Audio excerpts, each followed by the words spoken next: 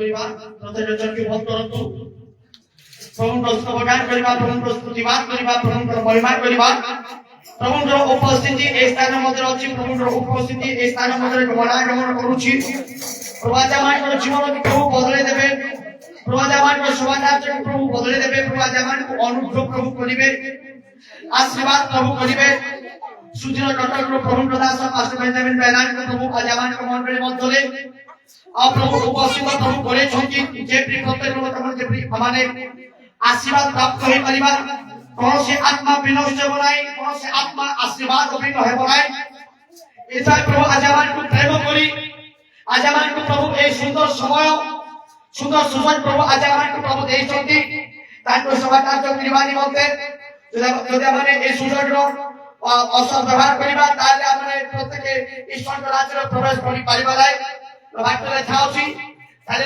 বাক্য অনুসারে সুযোগৰ সদ্ব্যবহার করো কারণ কাল মন্দ অটে প্রভু আজামানকু প্রত্যেকଙ୍କୁ সুযোগ প্রভু ଦେଇଛନ୍ତି ତାଙ୍କ ସଭା କାର୍ଯ୍ୟ ପ୍ରଭୁ କରିବା ପାଇଁ ତାଙ୍କର ଗୌରବ କରିବା ପାଇଁ ତାଙ୍କର ମହିମା କରିବା ପାଇଁ ତାଙ୍କ ରାଜ୍ୟ ନିମନ୍ତେ ଯୋଗ୍ୟ ପ୍ରସ୍ତୁତ ହେବା ପାଇଁ प्रभु आजामानकु सुযোগ ଦେଇଛନ୍ତି ସେ ସୁଯୋଗକୁ ଆମେ ପ୍ରত্যେକ ହାତ ଛଡା ମାନେ କରିବା ନାହିଁ କାରଣ ଆଉ ଯକ୍ଷ ସେ ଆଉ ଯୀଶୁଙ୍କୁ ସେ ଦେଖିବା ପାଇଁ ବହୁତ ଇଚ୍ଛା କରୁଥିଲେ କାରଣ ବାକ୍ୟ ଅନୁସାରେ ଆଉ ଯୀଶୁ ସେ ଜିରିୟ ଦେଇକି ଯାଉଥିଲେ ସେ ଜିରିୟ ଲୋକମାନେ ମଧ୍ୟ ଏକ ସୁବର୍ଣ୍ଣ ସୁଯୋଗ ସେମାନଙ୍କ ନିମନ୍ତେ ଥିଲା କିନ୍ତୁ ସେ ସୁଯୋଗକୁ ଜିରିୟ ଲୋକମାନେ କୌଣସି ଲୋକମାନେ ନେଇପାରେ ନାହିଁ କେବଳ ଜଣେ ମାତ୍ର ଲୋକ ଯକ୍ଷ ସେ ସୁଯୋଗକୁ ସେ ନେଲେ ସେଥିପାଇଁ ସେ ଜଣେ ଲୋକ ଅଛନ୍ତି କିଏ ସେ ଜଣେ ଲୋକ ହୋଇପାରେ ମୁଁ এই প্রকার চিন্তাধারা করি প্রভুଙ୍କ সভা କାର୍ଯ୍ୟ କରନ୍ତୁ ପ୍ରଭୁଙ୍କ ମହିମା କରନ୍ତୁ ପ୍ରଭୁଙ୍କ ସ୍ତବ ଗାନ କରନ୍ତୁ କାରଣ ପେଟ ଆଲୋ ଆସିଲା ସେମାନେ କାରାଗାରସ୍ଥ ଟାଇମ୍ କରୁ କରୁ ସେମାନଙ୍କର ପ୍ରତ୍ୟେକ ଜଣଙ୍କର ବନ୍ଧନ ଫିଟିଗଲା ଆମେନ୍ ଆଜି ବି ଆମର ପ୍ରତ୍ୟେକ ଜଣଙ୍କର ବନ୍ଧନ ଫିଟିବ ଏଥିପାଇଁ ପ୍ରଭୁଙ୍କ ଦାସଙ୍କୁ ଅମଣ୍ଡଳୀ ମଧ୍ୟକୁ ପ୍ରଭୁ ଆଣିଛନ୍ତି ପ୍ରେଜ୍ ଦ ଲର୍ଡ ହାଲେଲୁୟା ହାଲେଲୁୟା ଆସନ୍ତୁ ଆମେ ପ୍ରଭୁଙ୍କୁ ଧନ୍ୟବାଦ ଦେବା Hallelujah, hallelujah, hallelujah, hallelujah, hallelujah, hallelujah, hallelujah, hallelujah, hallelujah, hallelujah. Praise the Lord, praise the Lord, praise the Lord, praise the Lord, praise the Lord, praise the Lord. Our God, our God, प्रशंसा करो, महिमा करो, गौरवान करो, hallelujah, hallelujah, hallelujah, hallelujah, hallelujah. उत्तर देव से बात करो. हमारे मध्य जो उपस्थित हो पितराना सब लोग हालेलुया पूरा बस खाना ना कुड़ी की मारो आज समय बंदा सुनाई मत जो करे विश्वास की तो बराबर तो होती हालेलुया समान के मतलब उपस्थित होने का पूरा उपस्थित भी और बार करे बाहर साथ करो हालेलुया हालेलुया हालेलुया हालेलुया सब गौरव तुम्हारे हो सब प्रशंसा तुम्हारे हो सब महिमा तुम्हारी हो हालेलुया आत्मा सत्य उपासना के परमात्मा के साथ हालेलुया प्रभु आत्मा नदी जो उठाने प्रभु आत्मा चैतन्य स्वाधीनता आज हमारे को स्वर्ग करने में स्वाधीनता बोले पाप और स्वाधीनता रोग और स्वाधीनता चिंता और स्वाधीनता अभाव और स्वाधीनता हालेलुया हालेलुया हालेलुया पूरा बस शब्द बनिए बस शक्ति Almighty God, hallelujah. You are the King of Kings, Lord of Lords, Almighty God, hallelujah, hallelujah. Thank you, Jesus, thank you, Jesus, thank you, Jesus. Thank you, Father, thank you, Holy Spirit, hallelujah. Pura bas jamala Maria na baba, hallelujah. Sab gaurav pao, sab prasannta pao, sab vandana pao, hallelujah. Sab bhajna krata subrat, navoro jagatra nivasina. Thank you, Lord, simonta dekhinai. অতি ভয়ঙ্কর পরমেশ্বর hallelujah hallelujah hallelujah hallelujah hallelujah উদানাবাসী বালাবাদা বাদাবাসী বালাবাদা উনি মেরে বাসালি করা সালার মারিয়া রাবা প্রভু তোমার নাম thank you Jesus thank you father পবিত্র মণ্ডলীতে জীবিত পরমেশ্বর প্রভু তোমার নাম ধন্যবাদ করছি মহিমান্বিত করছি গৌরবান্বিত করছি স্তুতি করছি বন্দনা করছি মহিমান্বিত করছি প্রভু आज समाज निमंत्रण सुनाई निमंत्रण प्रभु तुमको धन्यवाद अछि हालेलुया आज समाज में निरूपण करथिला तुम सेवा कार्य करते हालेलुया आत्मा सत्य उपासना के हमारे के साथ में पवित्र आत्मा रे परिपूर्ण होई कितने स्तोत्र आध्यात्मिक संकीर्तन द्वारा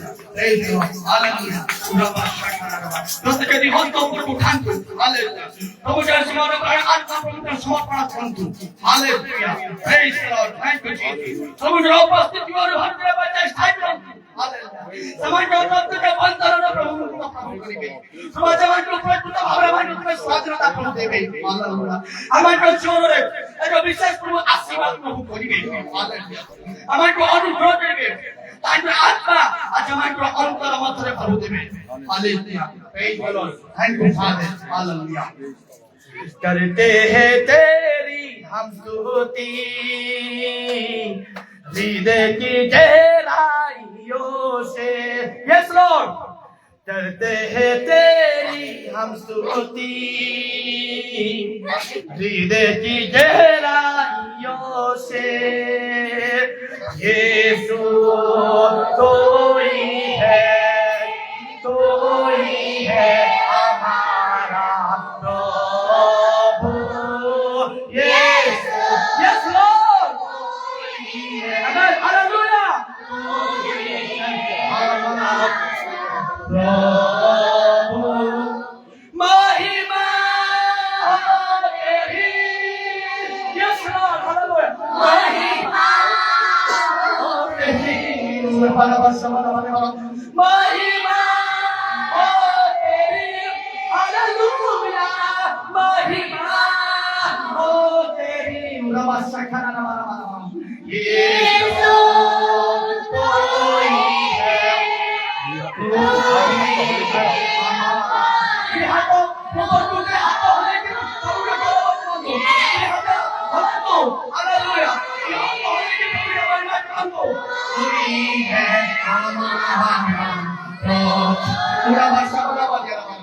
आत्मा और सच्चाइयों से तेरी आराधना यस लॉर्ड यस लॉर्ड आत्मा और सच्चाइयों से आमेन ओ लॉर्ड अब सफल तेरी आराधना ऊंचा पर ऊंचा सबसे ऊंचा तेरा नाम ओ हालेलुया पूरा बड़ा शबरिया पूरा बड़ा शबरिया महिमा तेरी यस लॉर्ड महिमा तेरी महिमा तेरी हालेलुया महिमा तेरी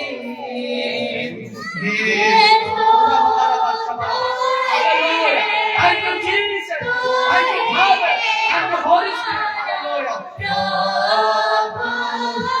Yes. कोई है हमारा प्रभु यीशु कोई है हमारा Hallelujah. Praise the Lord. Thank you, Jesus. Amanda Madhuru, Udan Mandolo, Pastor Alphonse Asante, Chadapta Brahmanwaki. प्रार्थना समस्त कमना ही कि प्रार्थना करिवा मन प्राण आत्मा शरीर आपण माने प्रभु को देउतु आपण बड़ा पाप को स्वीकार करतु धर्म को स्वीकार करतु सब विषय को त्याग करिया पाई निजर मन रे डिसाइड नियंतु निष्पत्ति नियंतु निश्चय प्रभु को उपस्थित आपण पाइबे हमर ऊपर आसीबो पुणी आमे प्रत्येक ताहन कर ही परिबा एवं प्रभु आदि विशिष्ट भावरे ए संध्या समय पवित्र आत्मा निश्चय पुष्टि करिवे सेति में तांकर प्रिय दासु से पठाई छथि आ से आसी छथि हमर ग्रहण रखथि आ जेतले प्रार्थना करू करू तांकर मुख देई से वाक्य मध्य देई कथा करिवे शक्ति पुष्टि हबो आमे खाली हस्ते आसी किंतु पूर्ण हस्ते फेरिबा हमर जीवन संपूर्ण बदलिबो हमर मन प्राण बदलिबो किंतु हमर परिवार बदलिबो हमर कात्मिक जीवन बदलिबो हमर जीवनिका शैली आसीबो ଆମେ ଶକ୍ତିରେ ପରିପୂର୍ଣ୍ଣ ହୋଇ ତାଙ୍କର ସେବା କାର୍ଯ୍ୟ ଆଗକୁ ଆମେ ବଢି ପାରିବା। ସମସ୍ତେ ପ୍ରାର୍ଥନା କରିବା। Hallelujah hallelujah hallelujah hallelujah. Praise the Lord. Hosanna glory, Hosanna glory, Hosanna glory. Thank you Jesus, thank you Jesus, thank you Jesus. ପ୍ରଭୁ ଯୀଶୁ ତୁମ ନାମରେ ଧନ୍ୟବାଦ କରୁଛୁ, ଧନ୍ୟବାଦ କରୁଛୁ, ଗୌରବ ଦେଉଛୁ, ମହିମା କରୁଛୁ, ସ୍ତୁତି କରୁଛୁ, ବନ୍ଦନା କରୁଛୁ। ପ୍ରଭୁ ତୁମେ ଆଶ୍ଚର୍ଯ୍ୟକାରୀ ପରାକ୍ରାନ୍ତ ନିତ୍ୟ ଜୀବିତ ପରମେଶ୍ୱର।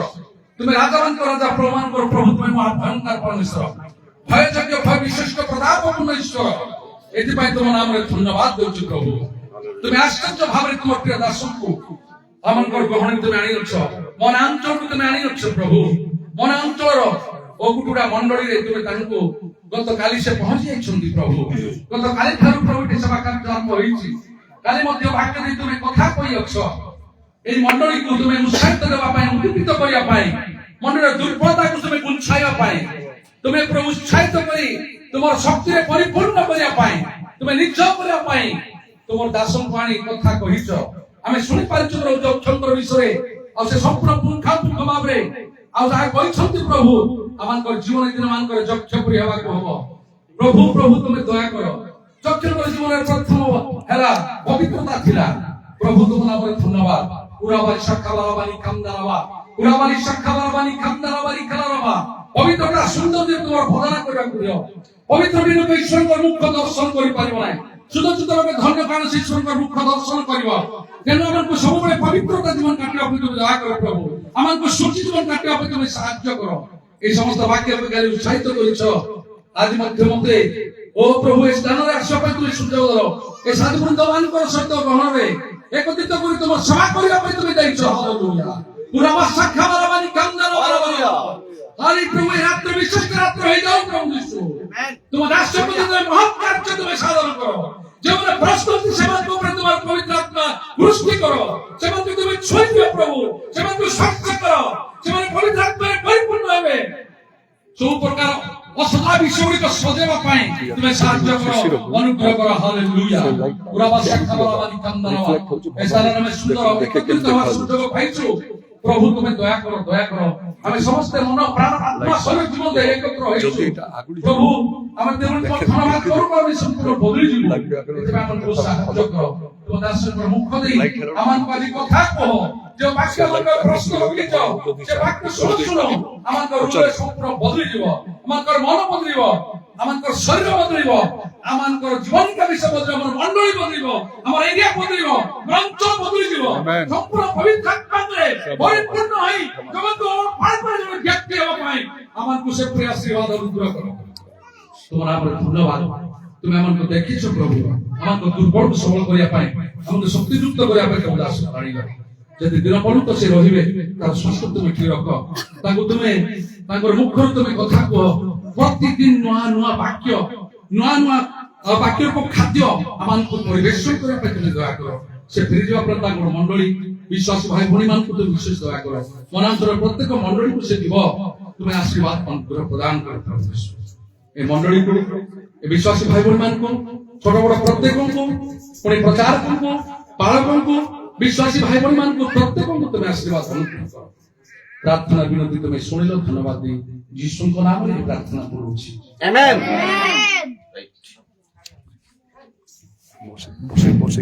বস সমস্ত বসে যান। Hallelujah. Praise the Lord. Glory. থাও থাও বাহার করো, এবে বাহার করো।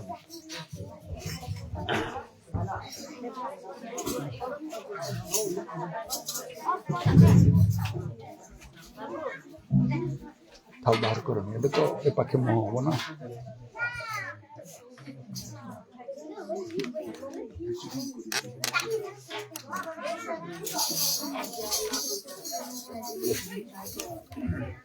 Praise the Lord. Hallelujah. Hallelujah. Hallelujah. Hallelujah. ସମସ୍ତଙ୍କୁ ଅନୁରୋଧ କରୁଛି ସାଧାରଣ ପ୍ରସ୍ତାବ ଯେଉଁ ସମସ୍ତେ ବସନ୍ତୁ। ଠିଆ ହୁଅନ୍ତୁ ନାହିଁ, ବସି ଯାଆନ୍ତୁ, ଦୟାକରି ବସି ଯାଆନ୍ତୁ। ମା ବସି ଯାଅ, ବସି ଯାଅ।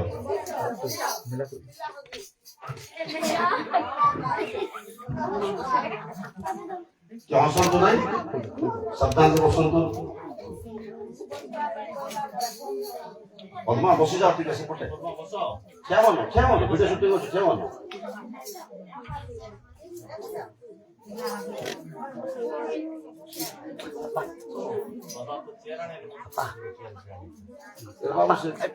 ବାପା ପ୍ରଭୁଙ୍କର ମହତ୍ତା ଆମକୁ ବହୁତ ଧନ୍ୟବାଦ ଦିଏ ଗତକାଲି ସନ୍ଧ୍ୟାରେ ପ୍ରଭୁଙ୍କ ଦାସ ସୁନ୍ଦର କଟକରୁ ଜୀବିତ କିଶୋର ମଣ୍ଡଳୀ କୋଟିଗୁଡ଼ା ମୁଁ ପାଷ୍ଟର ଶାମସନ କୁମାର ପାଳଙ୍କ ଗୃହରେ ଉପସ୍ଥିତ ହେଲେ ପ୍ରଭୁଙ୍କ ଦାସଙ୍କର ମୁଖ ଦର୍ଶନ ପରେ ଆମ ପରିବାର ସମସ୍ତେ ଆନନ୍ଦ କଲୁ ଖୁସି ହେଲୁ ଯେ ଦୀର୍ଘ 6 ମାସ ପରେ ପୁଣି ପୁନର୍ବାର ପ୍ରଭୁଙ୍କ ଦାସ ପ୍ରଭୁ ଆମଙ୍କ ମଣ୍ଡଳୀକୁ ପ୍ରେରଣ କଲେ ନିଶ୍ଚୟ ମୁଁ ଜାଣିପାରିଲି ଯେ ପ୍ରଭୁଙ୍କ ଦାସଙ୍କ ପ୍ରାର୍ଥନା ଆଉ ତାଙ୍କର ଉପସ୍ଥିତି ଆମଙ୍କର ଦୁଃଖ ଦୂର ହବ ଆମଙ୍କ ସମସ୍ୟା ସମାଧାନ ହବ ଆମଙ୍କ ରୋଗ ସୁସ୍ଥ ହବ ଏହା ମୁଁ ଅନୁଭବ କଲି ସେନ୍ସରେ ମୋତେ ଗୋଟେ ଗୁଡ୍ ସାଇନ୍ ଗୋଟେ ଭଲ ଚିହ୍ନ ମଧ୍ୟ ମୁଁ ପାଇଲି ପ୍ରଭୁଙ୍କୁ ଧନ୍ୟବାଦ ଦିଏ ମୁଁ ଭାବିନଥିଲି ଚିନ୍ତା କରୁଥିଲି ଆଜି ସନ୍ଧ୍ୟାରେ ଏତେ ଲୋକ ସବୁ ଏକତ୍ର ହେବେ ପ୍ରଭୁଙ୍କ ଦାସ ଆକସ୍ମିକ ଭାବରେ ଆସିଲେ ଯେହେତୁ ମୁଁ ମଣ୍ଡଳୀକୁ କାହାକୁ ଜଣେଇବି ନାହିଁ ଯେହେତୁ ଆଜି ନ୍ୟୁଜ୍ ପାଇଲି ପୁଣି କାଲିକି ସେ ପହଞ୍ଚିଲେ ମୁଁ ମଧ୍ୟ ଘରେ ନଥିଲି ମୁଁ ଗତ 6 ତାରିଖ ଠାରୁ ବାହାରେ ବ୍ରହ୍ମପୁର ମେଡିକାଲରେ ମୁଁ ଥିଲି ରୋଗୀ ସେବାରେ ତାପରେ ଆଉ ଗୋଟେ ରୋଗୀକୁ ଧରି ବ୍ରହ୍ମପୁର ମେଡିକାଲରେ ପ୍ରାୟ 5-6 ଦିନ ରହିଲି ଏମିତି ଭାବରେ ମୁଁ ମେଡିକାଲରେ ରୋଗୀ ସେବାରେ ମୁଁ ଜୀବନ ଅତିବାହିତ କଲି ତାପରେ ପୁଣି ଆସିଲି ପ୍ରଭୁ ଦାସଙ୍କ ପାଣିର ସ୍ୱପ୍ନ ସମୟ କଥା ସେ କହିଲେ ଯେ ଯଥାଶୀଘ୍ର ମଣ୍ଡଳୀମାନଙ୍କୁ ଯାଇ ପ୍ରଭୁଙ୍କର ପିଲାମାନଙ୍କୁ ସାକ୍ଷାତ କରିବାକୁ ପଡ଼ିବ ପ୍ରଭୁ ଜାଣିକି ଆମଙ୍କ ଦୁର୍ବଳକୁ ସବଳ କରିବା ପାଇଁ ଆମଙ୍କର ଅଭାବ ଦୂର କରିବା ପାଇଁ ଆମଙ୍କ ରୋଗ ସୁସ୍ଥ କରିବା ପାଇଁ ସଦକ୍ତ ମହାନ ଦାସଙ୍କ ମାନଙ୍କ ମହଣକୁ ପଠାଇଛନ୍ତି ପ୍ରଭୁଙ୍କୁ ବହୁତ ଧନ୍ୟବାଦ ଦିଏ କାଲି ସନ୍ଧ୍ୟାବେଳେ ଗୋଟେ ସୁନ୍ଦର ବାକ୍ୟ ପରିବେଷଣ କଲେ ଡେବିରି ଗଛ ଚଳିବା ସମ୍ପର୍କରେ ଡେବିରି ଗଛ କିଏ ଚଳିଥିଲା ଯକ୍ଷ ଚଳିଥିଲା କାହିଁକି ଚଳିଲା ସେ ଯୀଶୁଙ୍କୁ ଦେଖିବା ପାଇଁ ଏ କଥା ବହୁତ ସୁନ୍ଦର ସେ ବର୍ଣ୍ଣନା କଲେ ଧର୍ମଶାସ୍ତ୍ରରେ ଆମେ ସେ ବିଷୟ ପଢିଛୁ ମାତ୍ର ତାକୁ ବ୍ୟାଖ୍ୟା କରିବାର ଆମ ପାଖରେ ସେତିକି ଜାଣିନଥିଲୁ ମାତ୍ର ତାକୁ ଏତେ ସୁନ୍ଦର ବ୍ୟାଖ୍ୟା କଲେ ଆମେ ସ୍ପଷ୍ଟ ଭାବରେ ବୁଝିପାରୁ ପ୍ରଭୁଙ୍କୁ ଧନ୍ୟବାଦ ଦିଏ ଯାହା ବି ସମୟ ବିଳମ୍ବ କରିବା ପାଇଁ ଆମେ ଯାଉନ ସୁସ୍ଥିରତାର ସହିତ ଆପଣମାନେ ବସିଯାଆନ୍ତୁ ପ୍ରଭୁଙ୍କର ବାକ୍ୟ ପ୍ରତି ମନୋଯୋଗୀ ଦିଅନ୍ତୁ ଯେତିକି ସମୟ ପ୍ରଭୁଙ୍କ ଦାସ ବାକ୍ୟ ପରିବେଷଣ କରିବେ ଅତି ମନୋଯୋଗର ସହିତ ସେ ବାକ୍ୟକୁ ଶୁଣନ୍ତୁ ଆଉ ଗ୍ରହଣ କରନ୍ତୁ ଶୁଣନ୍ତୁ ଆଉ ଗ୍ରହଣ କରନ୍ତୁ ଶୁଣିଲେ କିଛି ଲାଭ ନାହିଁ ଗ୍ରହଣ କରିବାଟା ହଉଛି ଲାଭ ବାକ୍ୟ ଲେଖା ଅଛି ଶୁଣାଯାଇଥିବା ବାକ୍ୟ ପ୍ରତି ଅଧିକ ମନୋଯୋଗ ଏମିତି ଅନେକ ଲୋକମାନେ ବାକ୍ୟ ଶୁଣନ୍ତି ତାକୁ ଗ୍ରହଣ କରିପାରନ୍ତି ନାହିଁ ତେଣୁ ଆମେ ଆଜି ବାକ୍ୟ ଶୁଣିବା ସେ ବାକ୍ୟକୁ ହୃଦୟରେ ଗ୍ରହଣ କରିବା ତଦ୍ୱାରା ଆମର ବହୁତ ଆତ୍ମିକ ଭାବରେ ଲାଭବାନ ହେବା ତେଣୁ ସମସ୍ତଙ୍କୁ ଅନୁରୋଧ କରୁଛି ଅତି ଯତ୍ନର ସହିତ ଜାଗ୍ରତର ସହିତ ଶୃଙ୍ଖଳିତ ଭାବରେ ପରସ୍ପର ଭିତରେ କଥାବାର୍ତ୍ତା କରିବେ ନାହିଁ ଧ୍ୟାନର ସହିତ ପ୍ରଭୁଙ୍କ ବାକ୍ୟ ଶୁଣିବେ ଆଉ ତଦ୍ୱାରା ଆପଣମାନେ ତାର ଉପକାର ପାଇବେ ଯେତେବେଳେ ମୁଁ ବିଶେଷ କରି ପ୍ରଭୁଙ୍କର ସତ୍ୟକୁ ଦାସଙ୍କୁ ଅନୁରୋଧ କରିବି ସେ ଠିଆ ହେବେ ଆଉ ବାକ୍ୟ ପରିବେଷଣ କରିବେ ଉତ୍ସାହିତ କରିବେ ଆଉ ଶେଷରେ ଏ ମଣ୍ଡଳୀର ଉପସ୍ଥିତ ପ୍ରତ୍ୟେକ ଛୋଟ ବଡ଼ ଆମର ବନ୍ଧୁ ନେତା ଉପସ୍ଥିତ ଅଛନ୍ତି ସେମାନଙ୍କ ନିମନ୍ତେ ପ୍ରାର୍ଥନା କରିବେ ପ୍ରେଜ୍ ଦ ଲର୍ଡ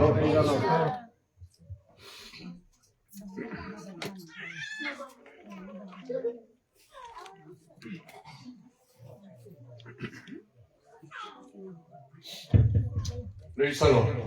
Hallelujah. Hallelujah.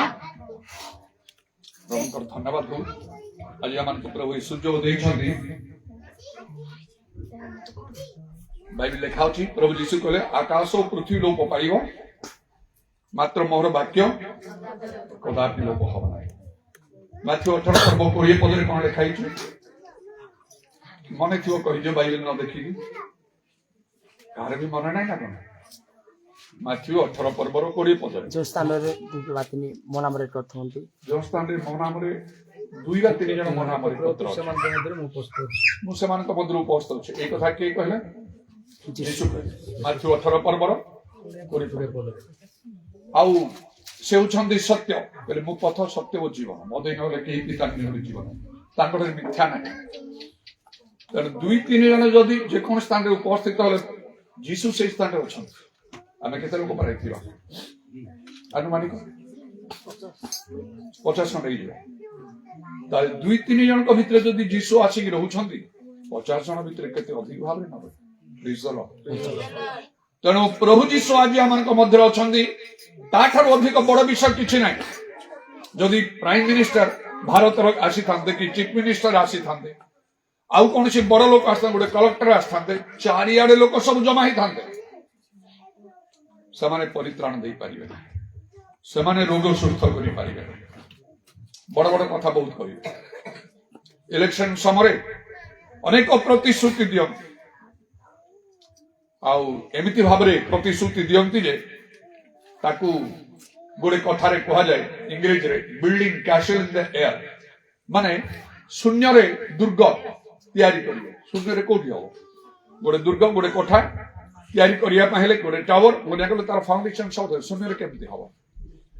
ଯୋଉ ଗାଁରେ ପ୍ରତିଶ୍ରୁତି ସେମାନେ ଇଲେକ୍ସନ ସମୟରେ ଦେଇଦେବେ, ତମ ଗାଁକୁ ଆମେ ବ୍ରିଜ ଦେବୁ, ମାତ୍ର ସେଠି ନଦୀ ନଥିବ, ବ୍ରିଜ ର ଦରକାର କଣ? ସେଇଭଳି କଥା ସେମାନେ କହିବେ, ମାତ୍ର ଯୀଶୁ କହିଲେ ମୁଁ ସତ୍ୟ। ଆଉ ସେ ଯୋଉ କଥା କହିବେ ତାଙ୍କ ବାକ୍ୟରେ ଶକ୍ତି ଅଛି, ତାଙ୍କ ବାକ୍ୟ ଜୀବନ୍ତ କାର୍ଯ୍ୟଶାଳ ଦୁଇଧାର ଖଣ୍ଡ ଦେଖୁନଥାଉ।